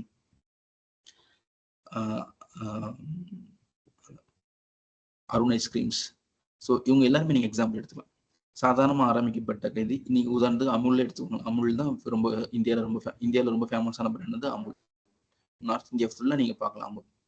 அமுல் பன்னீர், அமுல் பட்டர் எல்லாமே ரொம்ப ஃபேமஸ். சாக்லேட்ஸ், ஐஸ்கிரீம்ஸ், பால்ல இருந்து உற்பத்தி பண்ணக்கூடிய எல்லாமே. இது வந்து ஆனந்த் குஜராத்ங்கிற ஊர்ல ஆரம்பிக்கப்பட்ட கம்பெனி. ஆனா இன்னைக்கு பாருங்க, வெறும் 2010ல எத்தனை கோடி? 9,774 கோடி ரூபாய் சம்பாரிச்சிட்டு இருந்த கம்பெனி 2022ல கோவிட்லாம் நடந்துச்சு. ஆனாலும் இவங்களுக்கு மட்டும் மார்க்கெட் ஓயவே இல்லை. வெறும் எவ்வளவு? 61,000 கோடி. 61,000 கோடிங்கிறது எவ்வளவு ரூபா? அவ்வளவு ரூபா சம்பாரிச்சிருக்காங்க 2022ல மட்டும். இன்னும் 25ல எவ்வளவு சம்பாரிச்சாங்கன்னு தெரியாது. இவ்வளவுக்கும் நடுவில் 2019ல இருந்து 2022 பாதி வரைக்குமே கூட கோவிடோட பாதிப்பு இருந்துச்சு. ஆனாலும் இவங்களோட சப்ளை செயின் பாதிக்கப்படவே இல்லை. அதாங்க ஆச்சரியம். ஓகே. ஸோ நம்ம இப்போ என்ன தெரியுது, வால்மார்ட்டோட சேல்ஸ் இன்க்ரீஸ் ஆகுது. அவங்களோட ஸ்ட்ராட்டஜி வேற. ஏன்னா வால்மார்ட்டோட ஸ்ட்ராட்டஜி என்னன்னா, அவங்க கிட்ட கடைகள் வந்து ஊருக்கு வெளியே சொந்த நிலத்துல வச்சிருப்பாங்க.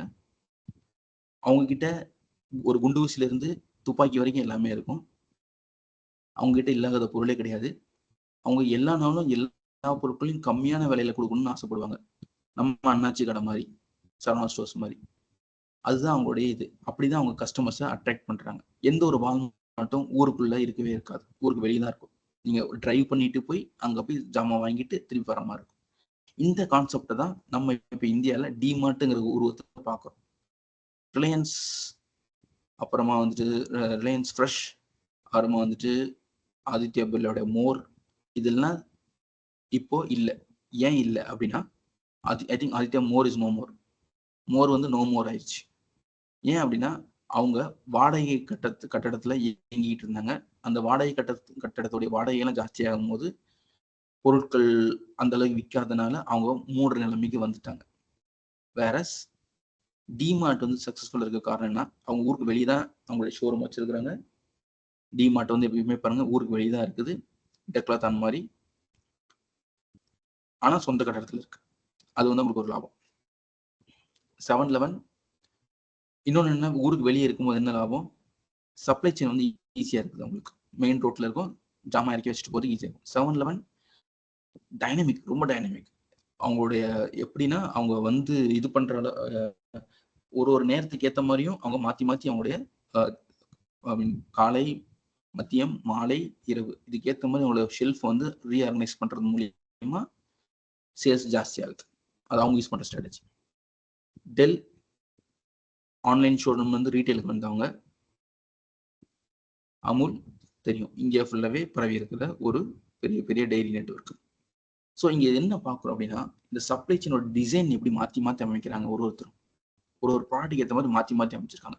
இவங்களோட சப்ளை செயின் பிளானிங்கே வித்தியாசமா இருக்கு. உதாரணத்துக்கு டெல் வந்து ரீட்டைல், எல்லாரும் ரீட்டைல இருந்து ஆன்லைனுக்கு போனாங்க, அவங்க ஆன்லைன்ல இருந்து ரீட்டைலுக்கு வந்தாங்க. அப்புறம் என்ன ஆப்ரேஷன் டிசிஷன்ஸ் எடுக்கிறாங்க ஒரு நேரத்துலையும். இது எல்லாமே ஒரு முக்கியமான ஒரு ஒரு ஒரு ஒரு ஆர்கனைசேஷனோட சக்சஸ்க்கு இது ரொம்ப ரொம்ப முக்கியமான காரணமா இருக்கு.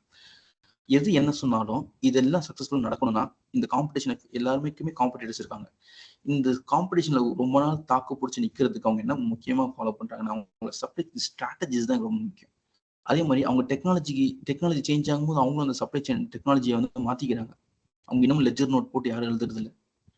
எல்லா இடத்துலயுமே இப்போ நம்ம இப்பெல்லாம் மிந்திலாம் கடைகளுக்கு போனா ஒரு லாங்கா ஒரு பேடே, நீளமான பேடு ஒன்று இருக்கும். அதுல ஒரு துண்டு சீட்டை வச்சுட்டு எல்லாரும் நீளமான ஷீட் வச்சு மளிகை ஜாமான் எழுதிட்டு இருந்தாங்க. இன்னைக்கு அப்படியே எழுதுறாங்க. இன்னைக்கு எல்லாமே டேலிக்கு சாஃப்ட்வேருக்கு போயிட்டாங்க. பேமெண்ட்ஸ் ஆன்லைனுக்கு மாறிடுச்சு. ஸ்கேன் பண்ணி இப்போ எல்லாத்தையும் பார்கோட் எடுத்து வந்துருச்சு. சாதாரண கடையிலே வந்துருச்சு. ரைட்டா? ஸோ பேமெண்ட் பண்ற விதத்துல இருந்து, ஜாமான் வாங்குற விதத்துல இருந்து, இன்னைக்கு ஒரு பொருட்களை வாங்குற விதத்துல இருந்து எல்லாமே மாறிடுச்சு நம்மளுக்கு. ஸோ இதுதான் வந்து சப்ளை செயின் டெக்னாலஜியோடைய வளர்ச்சி. இந்த டெக்னாலஜியை அடாப்ட் பண்ணிக்கணும் எல்லாருமே, எல்லா பிசினஸ்லயும். அதே மாதிரி கஸ்டமரோட எக்ஸ்பெக்டேஷன்ஸ் இப்போ மாறிடுச்சு. இப்போ நம்மளே இப்போ வந்து இப்போ மஞ்சள் பை தூக்கிட்டு போய் கட்டை பை தூக்கிட்டு போய் ஜாமான் வாங்குறது கிடையாது. அங்க போறோம், ஜாமான் அந்த பொருட்களை வாங்கிக்கிறோம். அதுக்கேற்ற மாதிரி நம்ம அங்கேயே ஒரு பையோ இல்ல ஏதோ ஒன்று ஒரு மாடர்னா இருக்கிற ஒரு ஹேண்ட்பேக் நம்ம எடுத்துட்டு போன ஆசைப்படுறோம். அதை தான் நம்ம விரும்புறோம். நம்மளுடைய ஷாப்பிங் எக்ஸ்பீரியன்ஸே மாறிடுச்சு. கஸ்டமரோட எக்ஸ்பெக்டேஷன்ஸே மாறிடுச்சு. ஓகே, என்கிட்ட காசு இருக்குது, நான் போறேன், நான் ஒரு கார் வாங்க போறேன், அந்த கார் அங்கே இல்லையா, ஓகே அடுத்த கார் வாங்கி வேற மாடல்ல வேற கம்பெனில போய் வேற எனக்கு பிடிச்ச காரை நான் வாங்கிக்கிறேன். ஸோ மக்களுடைய இது வந்து நீ வெயிட் பண்றதுக்கு ரெடியா இல்லை. அப்போ எவ்வளவு சீக்கிரமா ஒரு பொருளை கொண்டு போய் கஸ்டமர்கிட்ட சீக்கிரமோ அவ்வளவு சீக்கிரம் நல்லது.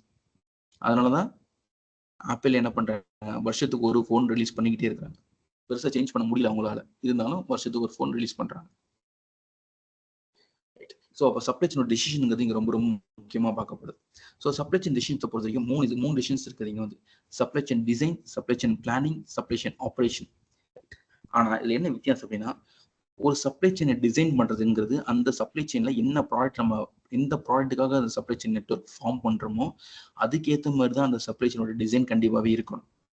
அப்படின்னா தான் அந்த சப்ளை செயின் டிசைன் வந்து நல்லா பண்ண முடியும். சப்ளை செயின் டிசைன் பண்றதுக்கு ரொம்ப ரொம்ப டைம் எடுத்துக்கும். அதுதான் நம்ம இங்க சொல்றோம். ரைட்? இங்க பாருங்க, சப்ளை செயினை டிசைன் பண்ணி நீங்க ஒரு பொருளை மார்க்கெட்டுக்கு ஒரு புதுசா நீங்க ஒரு ப்ராடக்ட் உருவாக்குறீங்க. அந்த ப்ராடக்ட்டுக்கு வந்து நீங்க மார்க்கெட் கொண்டு வரணும்னா, நீங்க அந்த சப்ளை செயின் நெட்வொர்க்கை முதல்ல ஸ்ட்ராங் பண்ணணும். அப்படின்னா தான் அது ரொம்ப ரொம்ப ஸ்ட்ராங். உங்களுக்கு சிம்பிளா சொல்றேன் பாருங்க. தமிழ்நாட்டுலயோ இல்ல இந்தியால ஒரு கட்சி ஆரம்பிக்கணும்னா என்ன பண்றாங்க? அந்த கட்சிக்கு வார்டு வாரியா, ஒரு ஒரு கிராமம் வாரியா எல்லா இடத்துலயுமே அவங்களுடைய கட்சியுடைய ஆஃபீஸ் இருக்கிற மாதிரியும், கட்சியில ஒரு நிர்வாகி இருக்கிற மாதிரியும் பண்றாங்க. அதுதான் டிசைனிங். ரைட்டா? அந்த டிசைனிங் கரெக்டா இருக்கணும். அப்போ அடிமட்டத்துல வரைக்கும் ஆளுங்க இருக்கணுங்கிறதுக்காக அப்படி பண்றாங்க. அதுதான் சப்ளை செயின் டிசைன். அதே மாதிரி உங்களுடைய சப்ளை செயினும் எல்லா இடத்துலயும் போய் சென்றடைகிற மாதிரி ஒரு சப்ளை செயின் டிசைனை நீங்க உருவாக்கணும். கஸ்டமருக்கு நீங்க எப்பயுமே பக்கத்துல இருக்கிற மாதிரி பார்த்துக்கணும். உதாரணத்துக்கு ஒரு ஆவின் பால் எடுத்துக்கோங்க, இல்ல நந்தினி மில்க் எடுத்துக்கோங்க. கேரளால இங்க வந்து திருமலா பால் ஏதாவது எடுத்துக்கோங்க. For example in if you're from Andhra Pradesh, ரைட்டா? ஸோ ஒரு இப்போ கேரளானா மில்மான ஒரு பால் இருக்கு. இது எல்லாமே அதோட கோஆபரேட்டிவ் சொசைட்டி. இவங்கெல்லாம் பாருங்க, ஆவின் பால் எடுத்துக்கோங்க. ஃபார் எக்ஸாம்பிள் காலையில 4 மணிக்கு உங்க வீட்டு பக்கத்திலே கிடைக்கும், நைட் 9 மணிக்கு உங்க வீட்டு பக்கத்திலே கிடைக்கும். இல்ல ஒரு ஊர்ல எந்த இடத்துல கிடைக்கும்னாச்சும் உங்களுக்கு தெரியும். அதோடைய மெயினா எந்த இடத்துல கிடைக்குங்கிறது உங்களுக்கு தெரியும். பால் பாக்கெட் உங்க வீட்டு வாசல் வரைக்கும் வந்துருது, ரைட்டா? ஸோ அப்ப என்ன அர்த்தம்னா அதோட சப்ளை செயின் நெட்வொர்க் அந்த அளவுக்கு ஸ்ட்ராங்கா டிசைன் பண்ணப்பட்டிருக்கு. அதனாலதான் எவ்வளவு வருஷம் ஆனாலும், கிட்டத்தட்ட 50, 60 வருஷம், 70 வருஷம் ஆனாலும் இந்த பால் வந்து உங்க வீட்டுக்கு கரெக்டா காலையில வருது, கரெக்டா நியூஸ் பேப்பர் காலையில உங்க வீட்டுக்கு வருதுன்னா அது சப்ளை செயின் நெட்வொர்க் அந்த அளவுக்கு ஸ்ட்ராங்கா இருக்குன்னு அர்த்தம். ஸோ அந்த சப்ளை செயின் டிசைனை வந்து இந்த சப்ளை செயின் டிசைனை உருவாக்குறதுக்கு அவங்க அவ்வளவு வருஷம் கஷ்டப்பட்டு இருப்பாங்க. அவ்வளவு ஸ்ட்ராங்கா இருக்குது. ஸோ இதுக்கு இந்த சப்ளை செயின் டிசைனுக்கு எடுத்துக்கூடிய காலம் ரொம்ப ஜாஸ்தியா இருக்கும் எப்பயுமே. அடுத்தது சப்ளை செயின் பிளானிங். இந்த சப்ளை செயின் பிளானிங்கிறது ஓகே, நான் இப்போ வந்து நெட்வொர்க் எப்படி விரிவுபடுத்த நான் முடிவு பண்ணிட்டேன். ஆனா எப்படி பண்ண போறேன்? அந்த என்ன மாதிரி சப்ளை செயின் பிளான் வந்து நான் வச்சிருக்கேன்? நான் எந்த இடத்துல வந்து என்னுடைய அஹ், என்னுடைய என்னுடைய இதெல்லாம் நான் வச்சுக்கணும் அப்படின்னு முடிவு பண்றதுக்கு பேர் சப்ளை செயின் பிளானிங். இதுக்கு வந்து வருஷம் ஒரு ஒரு ஒரு 4 மாசத்துல இருந்து 1 வருஷம் கூட நீங்க டைம் எடுத்துக்கலாம். ஆனா சப்ளை செயின் உங்களை இறங்கிட்டீங்க, பொருட்களை வந்து கொண்டு போய் சேர்க்க ஆரம்பிச்சிட்டீங்கன்னா, நீங்க டிசிஷன்ஸை மேக்சிமம் 1 மணி நேரத்துல இருந்து 1 வாரத்துக்குள்ள எடுக்கிற மாதிரி தான். நீங்க ரொம்ப நேரம் வெயிட் பண்ண முடியாது. ஏன்னா கஸ்டமர்ஸ் வெயிட் பண்ண ரெடியா இல்ல. நீங்க ஒன்ஸ் நீங்க சப்ளை செயின் ஆபரேஷன் ஸ்டார்ட் பண்ணிட்டீங்கன்னா, you should be very quick. You should be delivering your product very fast. வேகமா கொண்டு போய் உங்க பொருட்களை வந்து நீங்க கஸ்டமர் கிட்ட சேர்த்தே ஆகணும். அதுதான் அது வந்து சப்ளை செயின் ஆபரேஷன்ஸ் வந்து நம்மளுக்கு டைமே கிடையாது. மேக்ஸிமம் 1 மணி நேரத்துல இருந்து 1 வாரத்துக்குள்ள தான் உங்களுக்கு டைம் கிடைக்கும். இம்மிடியேட்டா நீங்க டிசிஷன்ஸ் எடுத்தே ஆகணும். சப்ளை செயின் டிசைனுக்கு வந்து நீங்க ரொம்ப நாள் எடுத்துக்கலாம், வருஷ கணக்காக கூட எடுத்துக்கலாம். சப்ளை செயின் பிளானிங்க்கு மேக்ஸிமம் 4 மாசத்துல இருந்து 1 வருஷத்துக்குள்ள நீங்க பண்ணி ஆகணும். ஆனா சப்ளை செயின் ஆபரேஷன்ஸ் வந்துட்டீங்கன்னா 1 மணி நேரத்துல இருந்து 1 வாரத்துக்குள்ள நீங்க பண்ணி ஆகணும். இப்போ இந்த supply chain design, supply chain planning, supply chain operations நம்ம என்னன்றத கொஞ்சம் டீட்டெயிலா பார்த்துடலாம். ஓகே. ஸோ இப்போ சப்ளை செயின் டிசைன் அப்படிங்கிறது என்ன சொல்றோம் அப்படின்னா, ஆல்ரெடி சொன்ன மாதிரி configuration of supply, allocation of resources, what process, அதாவது இந்த சப்ளை செயினோட டிசைன் என்ன மாதிரி இருக்க போது, ஒரு ஸ்டேஜ்ல என்னென்ன பண்ண போறாங்க.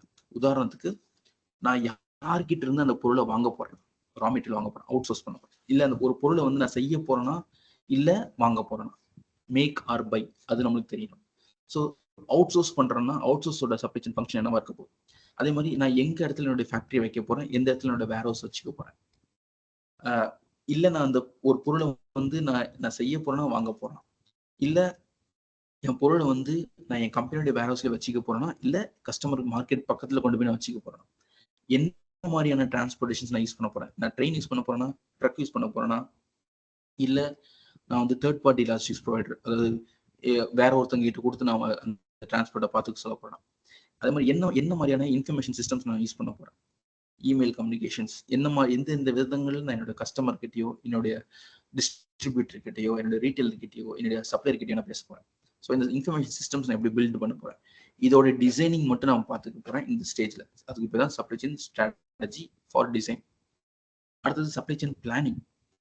இந்த சப்ளை செயின் பிளானிங் நான் என்ன பண்ண போறேன், இது வந்து ஃபிக்ஸ்டு. எப்போ வந்து சப்ளை செயின் ஸ்ட்ராட்டஜிஸ் நான் ஃபிக்ஸ் பண்றேனோ, சப்ளை செயின் ஸ்ட்ராட்டஜி நான் ஃபிக்ஸ் பண்ணதுக்கு அப்புறமா நான் சப்ளை செயின் பிளானிங்க்கு போறேன். ஸோ நம்ம ஆல்ரெடி சொல்லியிருக்கோம், சப்ளை செயினோட மெயின் எய்ம் என்ன, சப்ளை செயினோட சர்ப்ளஸ், அதாவது சப்ளை செயினோட ப்ராஃபிட்டை ஜாஸ்தியா வச்சுக்கிட்டே இருக்கணும்.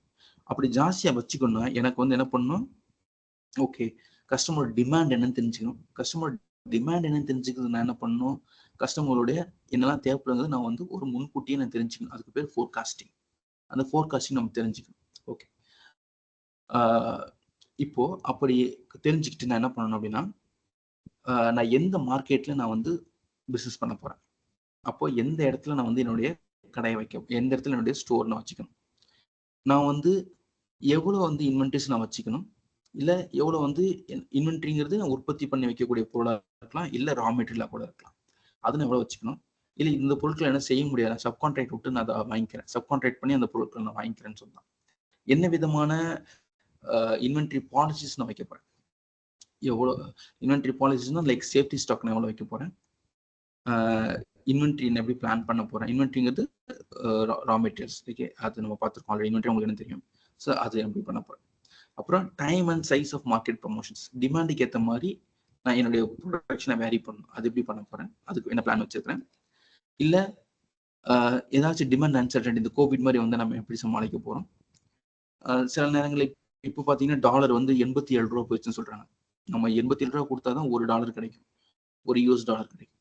அப்படின்னா அந்த எக்ஸ்சேஞ்ச் ரேட்டுக்கு ஏற்ற மாதிரி இப்போ சம்டைம்ஸ் சில பேர் என்ன பண்ணுவாங்கன்னா, எக்ஸ்சேஞ்ச் ரேட்டு கம்மியா இருக்கும் போது பொருட்களை வாங்கிடுவாங்க. இப்போ நான் வந்து ஒரு பொருள் நான் உருவாக்கணும், எக்ஸ்சேஞ்ச் ரேட்டு கம்மியா இருக்கும் போது, இப்போ ஒரு டாலருக்கு வந்து இந்திய ரூபாயோட மதிப்பு வந்து 74 ரூபாய் இருக்கும்போது நான் ஒரு பொருளை வாங்குறது எனக்கு லாபம். இப்போ போய் அந்த பொருள் நான் யூஎஸ்ல இருந்து வாங்கினேன்னா நான் 87 ரூபாய் கொடுக்கணும். ஸோ எனக்கு கிட்டத்தட்ட ரொம்ப லாஸ் ஆயிரும். கிட்டத்தட்ட $1 எனக்கு வந்து எவ்வளோ ஆகுது, கிட்டத்தட்ட 84 இப்போ என்ன 87 87 ஒரு 70 கிட்டத்தட்ட ஒரு 13 ரூபாய் எனக்கு நஷ்டமாகுது. 13-14 ரூபாய் நஷ்டமாகுதுன்னா அது எப்படி நான் சமாளிக்க போறேன். ஸோ இந்த மாதிரி தான் நம்ம வந்து இதெல்லாம் எடுத்து சமாளிக்க போறோங்கிறதுக்கு பிளான் பண்றோம் இந்த ஸ்டேஜ்ல. அடுத்தது வந்து ஆப்ரேஷன், இது வந்து ரியல் டைம் எக்ஸிகியூஷன் நம்ம போயிடுறோம். அப்போ ஒரு கஸ்டமர் ஆர்டருக்கும் நம்ம என்னென்ன எப்படி பண்ணா கஸ்டமர் கிட்ட இருந்து கஸ்டமரோட ஆர்டரை நம்ம சீக்கிரமா சாட்டிஸ்ஃபை பண்ண முடியுங்கிறது நமக்கு தெரியும். அப்புறமா இங்க வந்து கான்ஃபிகரேஷன் ஃபிக்ஸ் ஆயிருக்கும் இந்நேரத்துக்கு, அது மாதிரி பிளானிங் பாலிசிஸும் வெல் டிஃபைன்டா இருக்கும். ஏன்னா ஃபர்ஸ்ட் 2 ஸ்டேஜ் அதை நம்ம பண்ணிருக்கோம். அப்போ ஒரு கஸ்டமரோட ஆர்டரை எவ்வளவு சீக்கிரமா எவ்வளவு எஃபெக்டிவா நம்ம ஹேண்டில் பண்ணி அந்த கஸ்டமருக்கு வந்து அந்த பொருளை கொண்டு போய் சேர்க்க முடியுங்கிறத முடிவு பண்றதுக்கு பேர் வந்து சப்ளை செயின் ஆபரேஷன்ஸ். ரைட், இங்க வந்து நம்மளுக்கு நேரம் ரொம்ப கம்மியா இருக்கும். ஏன்னா கஸ்டமர் ஆர்டர் பண்ணிட்டாங்கன்னா அவங்க கேட்ட நேரத்துல குறிப்பிட்ட டைம்ல கொண்டு போய் நம்ம அந்த பொருட்களை வந்து அவங்க கிட்ட சேர்க்க வேண்டியிருக்கும். அதனால அதுக்கு வந்து ஷார்ட் டைம் ஹாரிசான் தான் இருக்கும், ரொம்ப கம்மியா இருக்கும். ஸோ நம்மளுக்கு வந்து ரிஸ்க் எடுக்க முடியாது, அங்க வந்து அன்சர்டனிட்டி ரொம்ப ரொம்ப கம்மியா வச்சுக்கணும் நம்ம. ரைட்டா, அப்போ இப்போ நம்ம பார்த்துருப்போம், நீங்க ஃபிளிப்கார்ட்ல ஏதாவது ஒரு பொருள் ஆர்டர் பண்றீங்கன்னா, நீங்க ஓசூர்ல இருக்கீங்க, ஒரு ஃபிளிப்கார்ட்ல ஆர்டர் பண்றீங்கன்னா உங்களுக்கான பொருட்கள் எங்கிருந்து வரும், பெங்களூர்ல ஒரு பெரிய வேர் ஹவுஸ் இருக்கும், உங்களுக்கு அங்கிருந்து வரும். நான் வந்து இப்போ வேலூர்ல இருக்கிறேன் அப்படின்னா எனக்கு பொருட்கள் எங்கேருந்து வரணும், ஒன்று பெங்களூர்ல இருந்து வரணும், இல்லை சென்னையில இருந்து வரணும். எனக்கு கம்பேரிட்டிவ்லி பார்த்தீங்கன்னா சென்னையில இருந்து வாங்குறது தான், சென்னையில இருக்கிற வேர் ஹவுஸ்ல இருந்து எனக்கு வர்றது தான் கம்பெனிக்கு லாபம். சப்ளை செயின் சர்ப்ளஸ் அப்போ ஜாஸ்தியாக வச்சுக்க முடியும். ஏன்னா சென்னைக்குள்ள இருந்து வரும்போது எனக்கு வந்து 2 டோல்கேட் தான் வரும். நான் பெங்களூர்ல இருந்து இங்க வரும்போது எனக்கு 3 டோல்கேட் வந்துருது கிட்டத்தட்ட. ரைட்டா, அதுவும் இல்லாம நான் ஸ்டேட் டாக்ஸ் வர பே பண்ணணும். ஸோ அதனால எனக்கு பெஸ்ட் வந்து எனக்கு வந்து சென்னையில இருந்து வர்றது. ஸோ அதனால இதுக்கேற்ற மாதிரி நம்ம டக்குன்னு அந்த ஆக்ஷன்ஸ் எடுக்கிறாங்கல்ல, எந்த கஸ்டமருக்கு எங்கேருந்து டெலிவரி பண்ணணும். ஸோ அது ரொம்ப இம்பார்ட்டன்ட். ரைட், நம்ம அடுத்து பார்க்க போற டாபிக் வந்து ப்ராசஸ் வியூஸ்ன்னு சொல்றோம். சப்ளை செயின்ல வந்து ப்ராசஸ் வியூஸ்ன்னு சொல்றோம். இதுல 2 இருக்கு, சைக்ளிக் வியூ ஒன்று, புஷ் புல் வியூ ஒன்று. ஓகே, நம்ம ஃபர்ஸ்ட் பார்க்க போறது வந்து நான் மறுபடியும் சொல்றேன், 2 ப்ராசஸ் வியூஸ் இருக்கு. நான் வச்சுக்கோங்க, 2 ப்ராசஸ் வியூ இருக்கு. ஒன்று வந்து சைக்கிள் வியூ, இன்னொன்று வந்து புஷ் ஆர் புல் வியூ. ஓகே, இதுல சைக்கிள் வியூனா என்ன அது தெரிஞ்சுக்கிறதுக்கு அதுல வந்து ஒரு 5 பேர் இருக்காங்க. சரியா, இப்போ சைக்கிள் வியூனா என்ன, ஃபர்ஸ்ட் இதுல யாரெல்லாம் இன்வால்வ் ஆயிருக்கான்னு பார்க்கலாம். Supplier, manufacturer, distributor, retailer, customer R consumer. அதாவது மேனுஃபேக்சரருங்கிறது ஒரு பொருளை மெயினா உற்பத்தி பண்றவங்க பேர் மேனுஃபேக்சரர். அவங்க உற்பத்தி பண்ற பொருட்களை தரக்கூடியவங்க பேர் வந்து சப்ளையர். மேனுஃபேக்சரர் என்ன பண்ணுவாரு, ப்ராடக்ட்டை உற்பத்தி பண்ணி அதை கொண்டு போய் டிஸ்ட்ரிபியூட்டர்கிட்ட கொடுப்பார். டிஸ்ட்ரிபியூட்டர் என்ன பண்ணுவாரு, அதை கொண்டு போய் ரீட்டைலர்கிட்ட கொடுப்பார். ரீட்டைலர் வந்து கஸ்டமர்கிட்ட கொடுப்பார். நான் இந்த பார்லேஜியோட எக்ஸாம்பிள் வச்சு சொன்னேன் உங்களுக்கு. ரைட்டா, இதுதான் வந்து இந்த 5 பேர் வந்து ஆக்டிவா சப்ளை செயின்ல இருக்கக்கூடியவங்க. ரைட்டா, இப்போ இந்த சைக்கிள் வியூல என்ன பண்றோம் அப்படின்னா, ஃபர்ஸ்ட் வந்து ப்ரொக்யூர்மெண்ட் சைக்கிள். நான் ஆல்ரெடி சொல்லியிருக்கேன். சப்ளை ரா மெட்டீரியல் வந்து மேனுஃபேக்சருக்குள்ள வர வரைக்கும் அந்த ஆக்டிவிட்டிக்கு பேர் ப்ரொக்யூர்மெண்ட். அப்போ சப்ளையருக்கும் மேனுஃபேக்சருக்கும் நடுவில் என்ன நடக்கும்னா ப்ரொக்யூர்மெண்ட் சைக்கிள் நடக்கும். மேனுஃபேக்சரர் எவ்வளவு உற்பத்தி பண்ண போறாரோ அதுக்கு ஏத்த மாதிரி எனக்கு இவ்வளவு பொருட்களை கொடுங்க அப்படின்னு சொல்லி சப்ளையர்கிட்ட கேட்பாரு. அந்த சப்ளையர் அந்த ஆர்டரை வாங்கிக்கிட்டு அந்த மேனுஃபேக்சரருக்கு அந்த தேவையான ரா மெட்டீரியலை கொண்டு வந்து கொடுக்குறாரு. உற்பத்தி பண்றதுக்கான பொருட்களை கொண்டு வந்து கொடுக்குறாரு. அதுக்கு பேர் வந்து ப்ரொக்யூர்மெண்ட் சைக்கிள். மேனுஃபேக்சரர் வந்து சப்ளையர் கிட்ட இருந்து ப்ரொக்யூர்னா வாங்குறது. மேனுஃபேக்சரர் வந்து சப்ளையர் கிட்ட இருந்து வாங்குறாரு. ரைட்டா? ரைட். இப்ப எனக்கு இந்த இடத்துல வந்து மேனுஃபேக்சரருக்கு இன்னொரு பேர் வைக்கணும். நம்ம என்ன வைக்கலாம்? மேனுஃபேக்சரர் என்ன பண்றாரு சப்ளையர் கிட்ட இருந்து? மேனுஃபேக்சரர் வந்து சப்ளையர் கிட்ட இருந்து என்ன பண்றாரு? பொருட்களை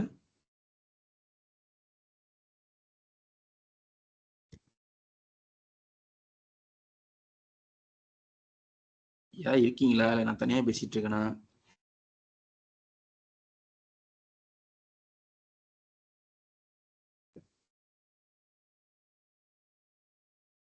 ம்.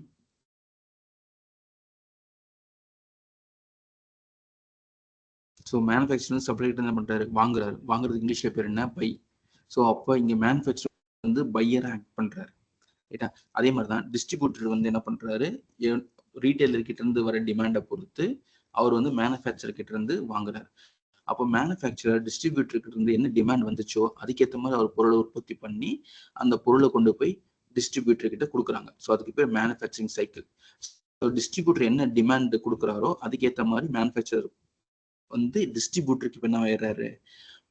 இந்த ஸ்டேஜ்ல இந்த மேனுஃபேக்சரிங் சைக்கிள்ல manufacturer is the supplier and distributor is the pier. கரெக்டா? ஆகுது. ரீட்டைலர் கிட்ட பொருட்கள் விற்க அவர் வந்து அதை வந்து ரீஃபில் பண்ணி வைக்கணும். அதாவது ரீஸ்டாக் பண்ணி வைக்கணும். அதுக்காக அவர் என்ன பண்ணுவாரு? கஸ்டமர் கிட்ட வர டிமாண்டை பொறுத்து ரீட்டைலர் வந்து எனக்கு இத்தனை பொருட்கள் வேணும் அப்படின்னு டிஸ்ட்ரிபியூட்டர் கிட்ட கேட்கிறாரு. அப்போ இந்த இடத்துல என்ன ஆயிருது? இந்த ரெப்ளேஸ்மெண்ட் சைக்கிளை பொறுத்த வரைக்கும் டிஸ்ட்ரிபியூட்டருங்கிறது வந்து சப்ளையர், பையர் வந்து ரீட்டைலர். சரி, இப்போ இது பேர் ரெப்ளேஸ்மெண்ட் சைக்கிள். ஏன்னா இப்போ ரீட்டைலர் வந்து அவர் விற்க அந்த பொருட்களை வந்து அடுக்கி வச்சு அவரோட செல்ஃப்ல வந்து அடுக்கி வைக்கணும், ரீஸ்டாக் பண்ணணும். அப்புறம் என்ன பண்றாங்க? கஸ்டமருக்கு இருந்து டிமாண்ட் வரும். அந்த டிமாண்டை பொறுத்து ரீட்டைலர் வந்து அவர்கிட்ட இருக்கிற பொருட்களை கஸ்டமருக்கு கொடுக்குறாரு. இந்த இடத்துல ரீட்டைலர் வந்து சப்ளையர் ஆயிடுறாரு. Customer is the buyer. ரைட்டா? பையர் ஒரு ஸ்டேஜ்லயும் பாருங்க, பையரும் சப்ளையரும் வேற வேற மாறிக்கிட்டே இருக்கிறாங்க. ரைட்டா? அப்போ இதுக்கு பேர் கஸ்டமர் ஆர்டர் சைக்கிள். கஸ்டமரோட ஆர்டரை பொறுத்து ரீட்டைலர் வந்து கஸ்டமருக்கு பொருட்களை கொடுக்குறாரு. ரீட்டைலர் கிட்ட இருந்து வர ஆர்டரை வச்சு டிஸ்ட்ரிபியூட்டர் வந்து ரீட்டைலருக்கு பொருட்களை கொடுக்குறாரு. அதுக்கு பேர் ரெப்ளேஸ்மெண்ட் சைக்கிள். டிஸ்ட்ரிபியூட்டர் கிட்ட இருந்து வர ஆர்டரை வச்சு மேனுஃபேக்சரர் டிஸ்ட்ரிபியூட்டருக்கு பொருட்களை கொடுக்குறாரு. அதுக்கு பேர் மேனுஃபேக்சரிங் சைக்கிள்.